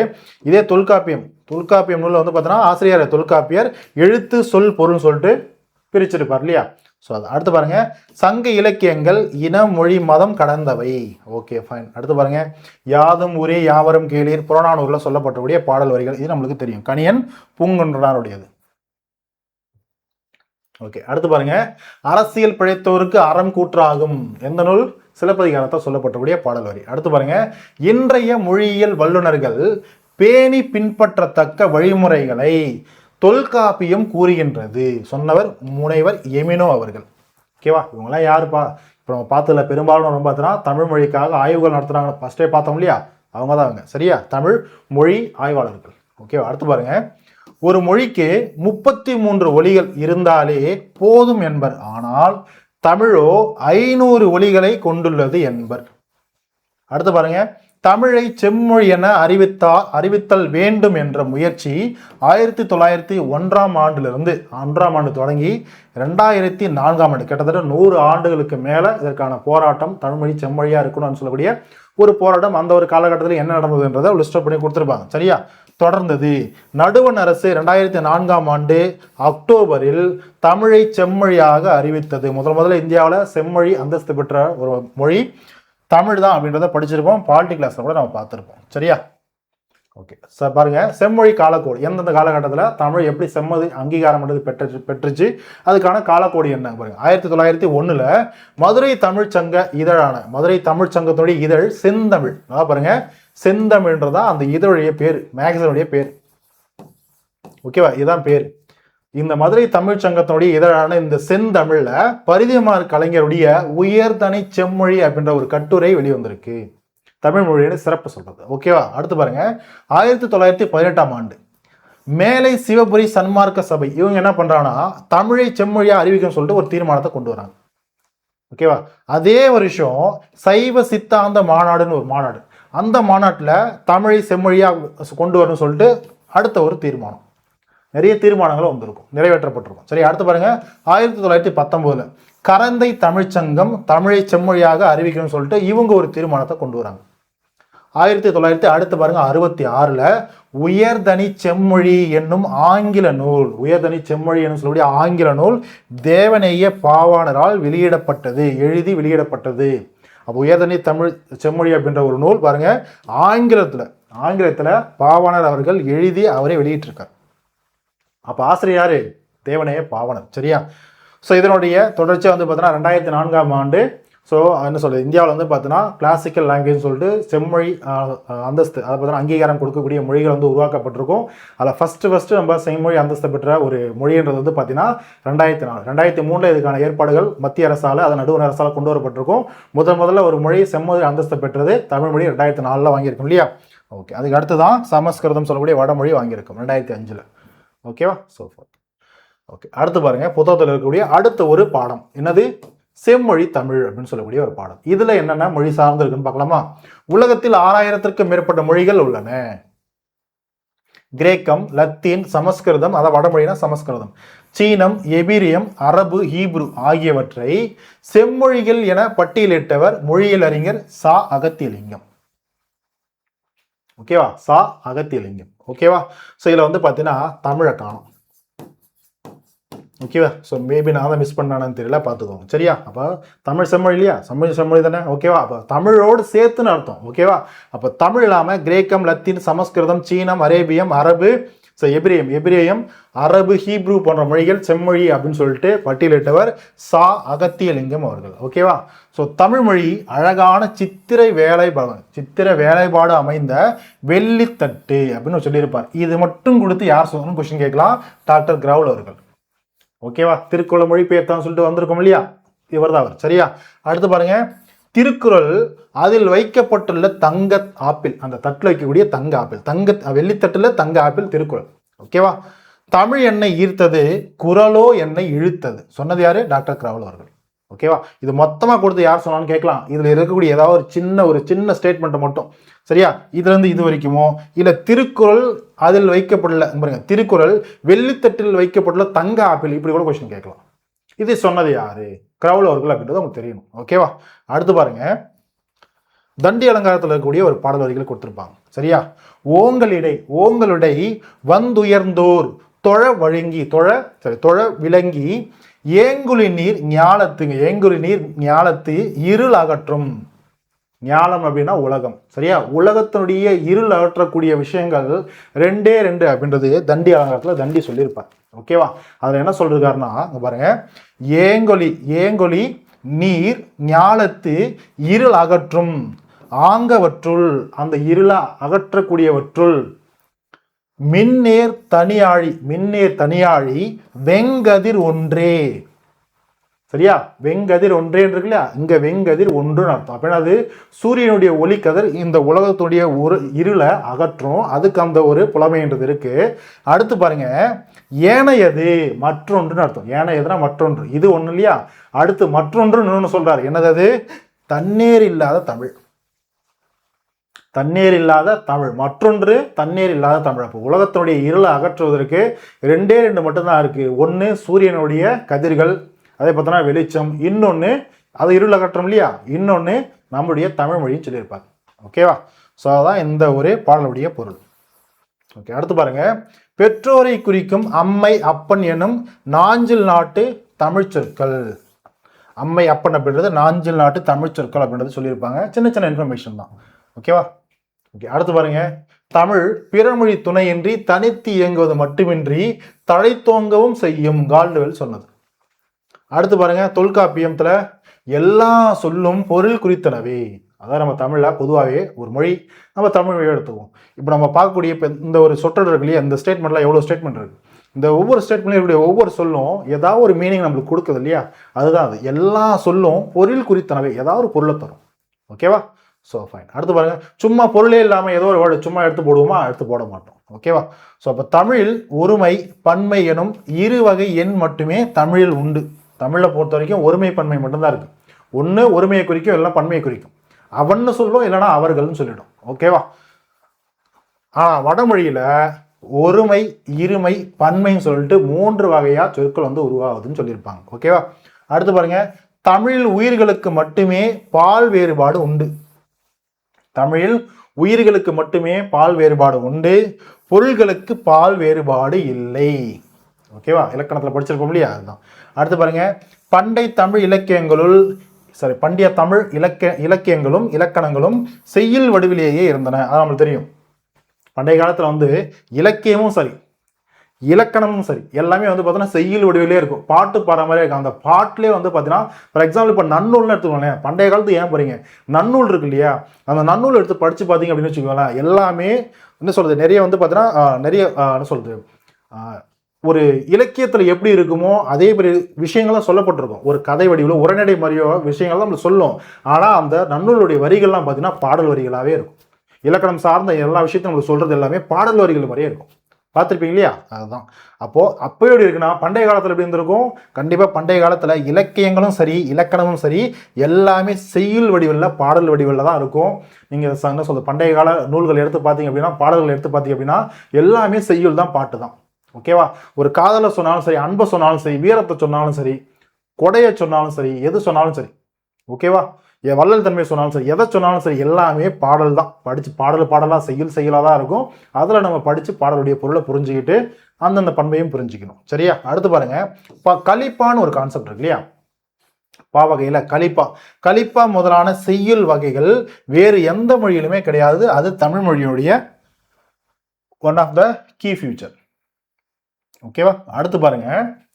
செம்மொழி தமிழ் அப்படின்னு சொல்லக்கூடிய இன்னொரு பாடம், அதுல என்ன இருக்குன்னு பார்க்கலாம். ஒரே நிமிஷமா. ஓகே, இதான பார்த்தோம். ஓகே, இதை பார்த்துட்டோமா? ஓகே, வளர்த்தமிழ். சரியா? வளர்த்தமிழ், செம்மொழி கிடையாது, வளர்த்தமிழ். ஸோ அந்த வளர்த்தமிழில் பாருங்க. தமிழ் இலக்கியங்கள் ஓசை இனிமை, சொல் இனிமை, பொருள் இனிமை கொண்டவை. அடுத்து பாருங்க. யாமறிந்த மொழிகளிலேயே தமிழ் மொழி போல் இனிதாவது எங்கும் காணோம் சொன்னது யாரு? பாரதியார். ஓகேவா? அதான் கேட்ட கொஸ்டின் இல்லையா. என்று பிறந்தவள் என்று உணராத இயல்பினலாம் எங்கள் தாய். ஓகேவா? எங்கள் தாய் எப்போ பிறந்தானே தெரியாது அப்படின்னா அவ்வளோ ஒன்று சொல்றது, அவ்வளோ வயது முதிர்ந்தவள், அவ்வளோ மூத்தவள் அப்படின்னு அர்த்தம். யாரை சொல்றாரு? தமிழ் மொழியை சொல்றாரு. ஓகேவா? அடுத்து பாருங்க. தமிழின் மிக பழமையான இலக்கண நூல் தொல்காப்பியம்.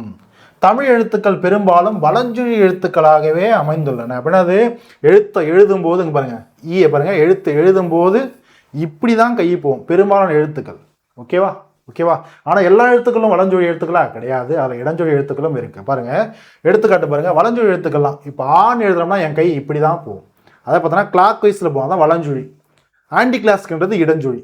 ஓகேவா? அப்போ பாருங்க, ஆன்றது இப்படி போகுதா, ஏன்றது பாருங்க என் கை இப்போ இப்படி போகுது இல்லையா, பாருங்க அவு பாருங்க என் கை பாருங்க இப்படி தான் போகும். ஓகேவா? அடுத்து பாருங்க, நாவை பாருங்க என் கை பாருங்க இப்படி தான் போகுமே தவிர இப்படி எழுதுவோமா, இப்படி எழுதுறோமா கிடையாது. ஓகேவா? இதெல்லாம் வலஞ்சொழி எழுத்துக்கள். அடுத்து பாருங்க, ஞாவும் அப்படிதான். பாருங்க, ஞாவும் அப்படிதான். ஓகேவா? ஆனால் இடஞ்சொழி எழுத்துக்கள் பாருங்க இருக்கு. இங்க பாருங்க, டா, யா, ழா, மா. டாவை எப்படி எழுதுவோம்? இப்படி எழுதுவோம். பாருங்க இப்படி போகுது பாருங்க, கை ஆன்டி கிளாக் வைஸ்ல போகுது, போகுது. யா பாருங்க இப்படி போகுது. ஓகேவா? மா பாருங்க இப்படி போகுது இல்லையா? அடுத்து பாருங்க, மாலதான ழா இருக்குங்க பாருங்க, ழா பாருங்க இப்படி போகுது. புரிஞ்சுதா? அப்போ இதெல்லாம் வந்து பார்த்தோன்னா இடஞ்சொல் எழுத்துக்கள். இதுதான் சொல்லியிருப்பாங்க. ரொம்ப சிம்பிள் கான்செப்ட் தான். இது பேஸ் பண்ணி கொஸ்டின் கேட்டிருக்காங்களா? கேட்டிருக்காங்க. ஆனால் இப்போ இருக்கிற புது சிலபஸில் இது பேஸ் பண்ணி கொஸ்டின் கேட்பாலும் தெரியாது. அதே போல் தமிழர்களும் பழைய சிலபஸில் கொஸ்டின் கேட்டாங்க. ஆனால் இப்போ கொஸ்டின் கேட்பாங்கன்றது தெரியாது. இருந்தாலும் தெரிஞ்சுக்க வேண்டியது அவசியம். சரியா? தமிழ் எண்களும் நம்மளுக்கு தெரிஞ்சிருக்கணும். ஓகேவா? தமிழில் எழுத்துக்கள் எண்கள் இருக்குல்லையே, அந்த எண்களுக்கும் தமிழ் எழுத்துக்கள் இருக்கு. ஒன்றா கா மாதிரி எழுதணும். சரியா? போர்டில் தெரியுதா? தெரியும்னு நினைக்கிறேன். இதே 2ஆ ஊ மாதிரி எழுதணும். ஓகேவா? 3ஆ அங்கே பாருங்க ஞா மாதிரி எழுதணும். ஓகேவா? 4ஆ சா மாதிரி எழுதணும். 5ஆ ரூ. ஓகேவா? 6ஆ அங்கே பாருங்க சூ மாதிரி எழுதணும். இப்படி எழுதணும். சா போட்டோம்னா எப்படி இருக்கும் அந்த மாதிரி எழுதணும். அடுத்து 7ஆ பாருங்க ஏ ஏ ஏ இப்படி போட்டோம்னா 7ன்னு அர்த்தம் தமிழில். ஆ போட்டோம்னா 8ன்னு அர்த்தம். ஓகேவா? இதுவே கூ மாதிரி போட்டோம்னா அது 9ன்னு அர்த்தம். ஓகேவா? இதுவே கா போட்டு ஒரு சுழியத்தை போட்டோம்னா அது 10ன்னு அர்த்தம். இல்லை இதுக்கு பதிலாக டபிள்யூ மாதிரி நம்ம பயன்படுத்துவோம். இப்படி போடுவோம். 10க்கு என்ன பண்ணுவாங்க? டபிள்யூ மாதிரி இப்படி பயன்படுத்துவாங்க. சரியா? ஸோ இதெல்லாம் தமிழ் எண்கள். ஓகேவா? அடுத்து பாருங்க, தமிழ் மொழியுடைய சிறப்பு சொல்ற மாதிரி ஒரு சின்ன ஒரு பாக்ஸ் கொடுத்துருவாங்க. என்னது? தாவர இலை பெயர்கள். தமிழ்ல தாவரத்தினுடைய இலை பெயர்களுக்கு ஒவ்வொரு தாவரத்துக்கும் பெயர்கள் வந்து மாறுபடுது அதனுடைய இலை அமைப்புக்கு அப்படின்றது சொல்லியிருப்பாங்க. ஓகேவா? இதுவே இன்னும் டீட்டெயிலாக நம்ம பாவனாருடைய என்ன சொல்றது நம்ம டாபிக் பார்க்கும்போது அங்கே அவர் வந்து பார்த்தீங்கன்னா ஒரு மொழிக்குள்ள வந்து பார்த்தீங்கன்னா ஒவ்வொரு வகைக்கும் வந்து பார்த்தீங்கன்னா நிறைய தனித்தனியாக நம்ம சொற்களை வந்து பயன்படுத்துவோன்றதை ரொம்ப டீட்டெயிலாகவே சொல்லியிருப்பாரு. ஸோ இதில் சிம்பிளாக கொடுத்துருப்பாங்க. இப்போ ஆலமரம் ஆகட்டும், அரச மரம் ஆகட்டும், மாமரம், பலாமரம், வாழை மரம், இதனுடைய இந்த மரத்துடைய இலைகளுக்கெல்லாம் இலைன்னு தான் சொல்லுவோம். இது இலை. இதுவே அகத்தி, பசலை, முருங்கை இதுக்கெல்லாம் கீரைன்னு நம்ம சொல்லுவோம். அருகு கோரைக்கு புல்லுன்னு சொல்லுவோம். இதே நெல்லுக்கும் வரகுக்கும் அதனுடைய இலையை என்ன சொல்லுவோம்? இலைன்னு சொல்லக்கூடாது, தாள்னு சொல்லுவோம். ஓகேவா? இதுவே மல்லி பாருங்களேன். ஓகேவா? இதுவே மல்லிக்கு வந்து பார்த்தீங்கன்னா தாழை, சரி தழை, மல்லி தழைன்னு தானே சொல்லுவோம். மல்லி இலைன்னு சொல்லக்கூடாது, மல்லி தழைன்னு சொல்லதான் கரெக்ட். சப்பாத்தி கல்லி தாழைக்கு மடல்னு சொல்லுவோம். தாழை மடல் அப்படின்றத சொல்லணும். ஓகேவா? அடுத்து பாருங்க, கரும்பு நாணலுக்கு தோகைன்னு சொல்லணும். கரும்பு தோகை, நாணல் தோகைன்னு சொல்லணும். கரும்பு இலை, நாணல் இலைன்னு சொல்லக்கூடாது. அடுத்து பாருங்க, பனை இலை, தென்னை இலை சொல்லாமா? சொல்லக்கூடாது, மரபு பிழை. ஓகே, என்ன சொல்லணும்? பனை ஓலை, தென்னை ஓலை. பாக்கு இலை, பாக்கு மரத்துடைய இலை சொல்லாமா? இல்ல, பாக்கு கூந்தல்னு சொல்லணும். ஓகேவா? அதே போல பாக்குனாலும் கமுகுனால் ரெண்டும் ஒண்ணுதான். சரியா? பார்த்துக்கோங்க. ஓகே, அடுத்து பாருங்க. ஓகே, அடுத்து பாருங்க, சீர்மை. சீர்மைனா ஒழுங்குமுறைன்னு அர்த்தம். சீர்மைனா சொல்லும் போலும்ல ஒழுங்குமுறைன்னு அர்த்தம். இதே அக்ரணியை பிரிச்சோம்னா அல் பிளஸ் திணை, பாகற்காயை பிரிச்சோம்னா பாகு பிளஸ் அல் பிளஸ் காய். ஓகேவா? என்னது? எல்லாம் சின்ன சின்ன கான்செப்ட் சின்ன அங்கங்க இருக்கும், பார்த்துக்கோங்க. ஒரு பொருளின் பல நிலைகளுக்கும் வெவ்வேறு பெயர் சூட்டுவது தமிழ் மொழியுடைய சிறப்பாகும். பூவின் 7 நிலைகள், அதான் வெவ்வேறு நிலைன்னு அர்த்தம். பூவுடைய 7 நிலைக்கு பூ வந்து பார்த்தோன்னா அது மொட்டு விட்டு, அது வந்து பார்த்தோன்னா மொட்டு அரும்பலா இருக்கு இல்லையா, அதனுடைய ஸ்டார்டிங் ஸ்டேஜ்ல வந்து அது நல்லா பூத்து திரும்ப செடியிலேருந்து வாடி கீழே வேற வரைக்கும் ஒரு 7 நிலைகளாக பூவினுடைய நிலைகளை பிரிக்கிறாங்க. அதானது அரும்பு, மொட்டு, முகை, மலர், அலர், வி, செம்மல். ஓகேவா? இந்த மாதிரி 7 நிலைகள் இருக்கு பூவினுடைய ஒவ்வொரு நிலையின் அடிப்படையில். ஓகேவா? அது புத்தகத்திலே தெளிவாக கொடுத்துருப்பாங்க, பாடத்தினுடைய விளக்கத்தோடு பார்த்து தெரிஞ்சுக்கோங்க. சரியா? அடுத்து பாருங்க, ஓரெழுத்து ஒருமொழி. மான்ற ஒரு சொல்லுக்கு, ஒரே ஒரு எழுத்துக்கு நிறைய பொருள் இருக்கு. அதான் ஓரெழுத்து ஒருமொழின்னு சொல்லிட்டு நம்ம சிலபஸ்ல தனியாகவே ஒரு டாபிக் பார்ப்போம். சரியா? ஸோ இருந்தாலும் இங்கே 6ஆம் வகுப்புல இந்த ஒரு பாடம் வந்து பார்த்தீங்கன்னா 6ஆம் வகுப்புல இருக்கும். இதெல்லாம் தனியாகவே கொடுத்துருப்பாங்க. ஒரு சொல்லுக்கு பாருங்களேன், ஒரே ஒரு எழுத்து தான், அது ஒரு சொல்லா இருந்து அதுக்கு மீனிங் எவ்வளோ இருக்கு பாருங்க அப்படின்றது சொல்றதுக்காக, பசங்களுக்கு புரிவிக்கிறதுக்காக கொடுத்துருக்கக்கூடிய மான, மரம், விலங்கு, பெரிய, திருமகள், அழகு, அறிவு, அளவு, அழைத்தல், துகள், மேன்மை, வயல், வண்டு அப்படின்னு சொல்லக்கூடிய இவ்வளவு பொருள் இருக்கு அப்படின்னு சொல்லியிருப்பாங்க. ஓகேவா? தமிழ் நம்ம முத்தமிழ் சொல்லும் இல்லையா, இயல், இசை, நாடகம் சொல்லுவோம். இயல் அப்படின்றது என்னது? எண்ணத்தை வெளிப்படுத்துவது. ஃபார் எக்ஸாம்பிள், இப்போ ஒரு இயல்ன்றது ஒரு உரைநடை இதெல்லாம் எழுதுறோம் அப்படின்னா, எண்ணங்கள் என்ன தோன்றுதோ அதை என்ன பண்ணுவாங்க, அது அப்படியே வந்து பார்த்தோன்னா வரி வரியாக எண்ணங்கள் உரைநடையாக இருக்கும். அதை நம்ம படிப்போம், படித்து எண்ணத்தை தெரிஞ்சுப்போம். அதை படிக்கிறது மூலமாக எண்ணங்கள் நம்மளுக்கு நல்லா வெளிப்படும், அதை நம்ம புரிஞ்சுப்போம். இசைன்றது என்னது? உள்ளத்தை மகிழ்விக்கும். ஒரு மியூசிக் கேட்குறோம் அப்படின்னா தமிழில் வந்து பார்த்தோன்னா அதாவது சொல்ல இசைத்தமிழ்.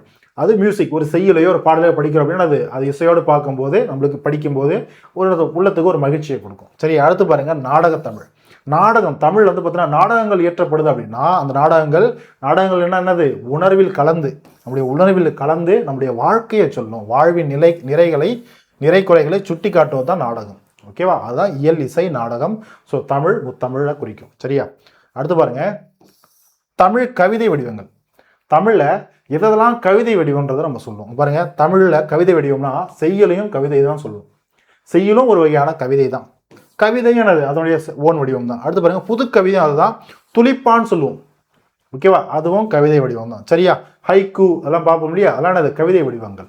அடுத்து பாருங்க உரைநடை வடிவம், என்னது ஒரு கட்டுரை எழுதுறது, புதினம் நாவல் எழுதுறது, சிறுகதை எழுதுறது, இதெல்லாம் என்னது உரைநடை வடிவங்கள். சரியா, இதெல்லாம் என்னது உரைநடை வடிவங்கள். சரியா,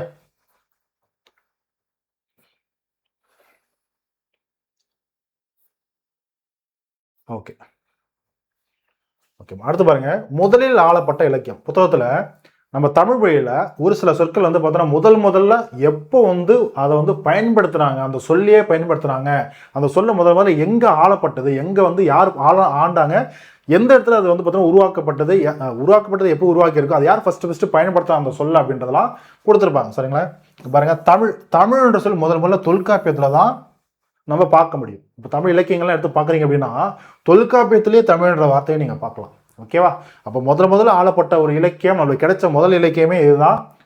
முதல் வந்து ஒரு நூலே இதுதான். ஏன்னா அகத்தியம் மட்டும் முழுசாக நம்மளுக்கு கிடைக்கல.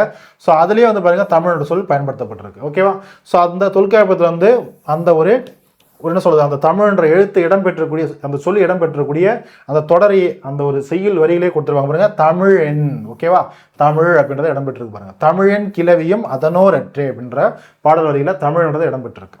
அடுத்து தமிழ்நாடு முதல்ல எங்க இடம்பெற்றிருக்கு, சிலப்பதிகாரத்தில் தான் இடம்பெற்றிருக்கு தமிழ்நாடுன்ற சொல்.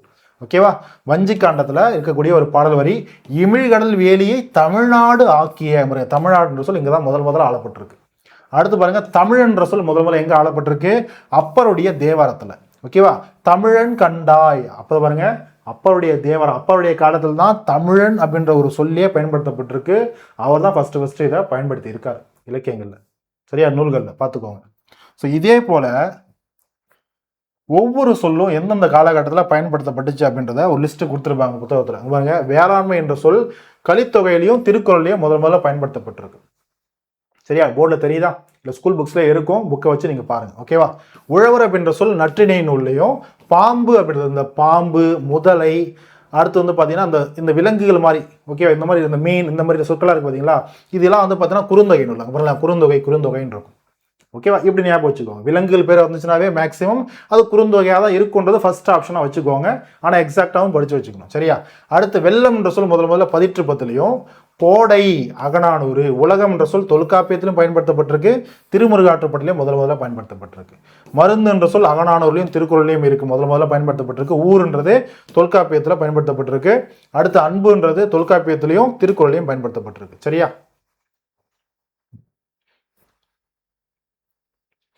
அடுத்து பாருங்க உயிர் அப்படின்றது தொல்காப்பியம் திருக்குறள், மகிழ்ச்சி என்ற சொல் தொல்காப்பியத்தில் பயன்படுத்தப்பட்டிருக்கு, திருக்குறளையும் பயன்படுத்தப்பட்டிருக்கு. பாருங்களா, மீன் ஒரு விலங்கு ஒரு உயிரினம் பேர் இல்லையா, ஸோ பாருங்க குறுந்தொகை வந்துச்சு பாருங்க, குறுந்தொகை. ஓகேவா, அடுத்து புகழ் என்ற சொல் தொல்காப்பியம், அரசு என்ற சொல் திருக்குறள், செய் அப்படின்றது குறுந்தொகை.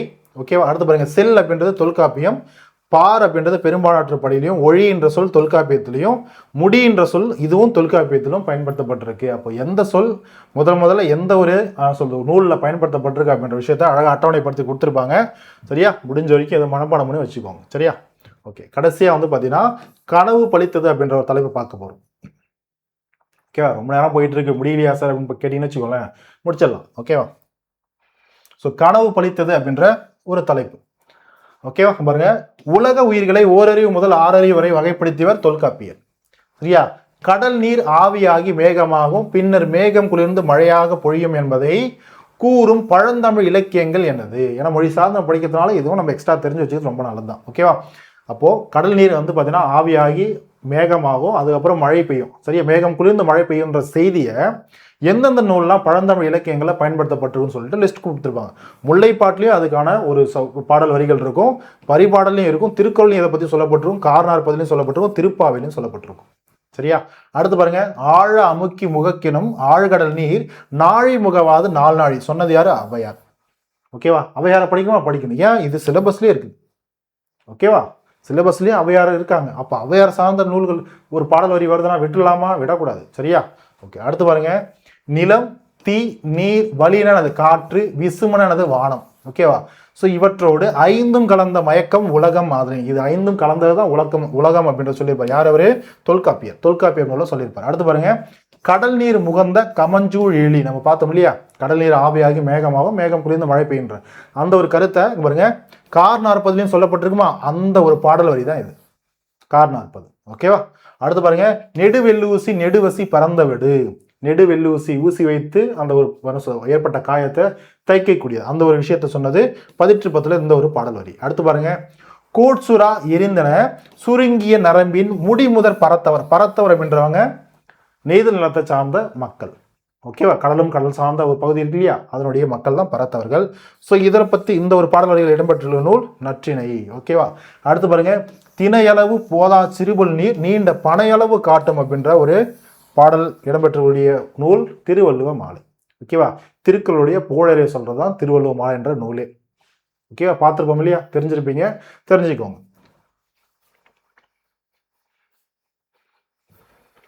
ஓகேம்மா? ஸோ அவ்வளோதான். ஸோ எக்ஸாம் பாயிண்ட் ஆஃப் வியூவில் ஸோ எனக்கு இம்பார்ட்டன்ட் இதெல்லாம் ரொம்ப ரொம்ப முக்கியம். இந்த ஒரு பாடப்பகுதியெல்லாம் தமிழ் மொழியினுடைய சிறப்பு, அதனுடைய பொதுவாக தமிழ் மொழியை பற்றின ஒரு இன்ஃபர்மேஷன் எங்கெங்கெல்லாம் இருக்கோ, அதே போல் திராவிட மொழிகள் சார்ந்த இன்ஃபர்மேஷன் எங்கெங்கே இருக்கோ, நியூ புக்கு ஓல்டு புக்கு எல்லாம் கம்பைன் பண்ணி ஸோ இதெல்லாம் ஃபஸ்ட்டு முக்கியமாக பேசிக்காக இதெல்லாம் ஃபஸ்ட்டு தெரிஞ்சுக்கணும் அப்படின்றதெல்லாம். நீங்கள் அவுட் சோர்ஸ்லாம் தாண்டி நீங்கள் எங்கெங்கே படிக்கிறதா இருந்தால் படிக்கலாம். தமிழ் மொழியை சிறப்பை பற்றி தொன்மை படிக்கிறதுக்கு ஏகப்பட்ட நூல்கள் இருக்குது. ஆனால் அதெல்லாம் படிக்கிறது உங்களுக்கு டைம் இருக்குமான்னு கேட்டால் டைம் இருக்காது. முடிஞ்ச வரைக்கும் நான் என்ன நடத்தணும் அதை அழகமாக ஃபோக்கஸ் பண்ணுங்கள், நிறைய ரிவிஷன் பண்ணுங்கள். அதை பேஸ் பண்ணி ப்ரீவியஸ் இயர்லாம் கொஷின் பேப்பர் கொஷின்லாம் வந்திருக்கும், அதெல்லாம் ஒர்க் அவுட் பண்ணி பாருங்கள். சின்ன சின்ன கொஷின் தான் இருக்கும், ஒர்க் அவுட் பண்ணி பாருங்கள். இப்போ நம்ம நடத்துலேருந்தே திரும்பவும் நிறைய கொஷின்ஸ் வரலாம். ஓகே, ஒரு கொஸ்டின் கேட்டால் நம்மளுக்கு நல்லது தானே, படிச்சுட்டு போயிட்டு ஆன்சர் பண்ணோம்னா ஒரு கட் ஆஃப் இன்க்ரீஸ் ஆகும் இல்லையா, நம்ம நல்ல ஒரு கட் ஆஃபில் ஒரு மார்க் இங்கே ஆட் ஆகும் இல்லையா. ஸோ அந்த மாதிரி ஞாபகம் வச்சுக்கோங்க, ரொம்ப ரொம்ப இம்பார்ட்டண்டான ஒரு டாபிக் இது. சரியா? ஸோ இப்போ தமிழின் தொன்மை சிறப்பு திராவிட மொழிகள் போன்ற இந்த ஒரு தலைப்பை நம்ம இந்த ஒரு வகுப்புலேயே நம்ம கிட்டத்தட்ட வந்து பார்த்தீங்கன்னா ஒரே வகுப்பில் நம்ம முடிச்சிட்டோம். ஓகேவா? ஸோ இதை நல்லா இப்போ என்ன நடத்தணுமோ அதை மேக்ஸிமம் நல்லா ஃபோக்கஸ் பண்ணி படிங்க. இதுலேருந்து ஒரு கொஸ்டின் கேட்டால் நம்ம மிஸ் பண்ணிடக்கூடாது, இதை தாண்டி படிக்கிறது அப்புறம். ஓகேவா? இதுலேருந்து ஒரு கொஸ்டின் கேட்டால் நம்ம மிஸ் பண்ணிடக்கூடாது. ஸோ கிளாஸஸ் உங்களுக்கு பிடிச்சிருக்கும் நம்புறேன். மறுபடியும் நம்ம அடுத்த ஒரு கிளாஸில் அடுத்த ஒரு தலைப்போடு பார்க்கலாம். ஸோ தேங்க்யூம்மா, தேங்க்யூ.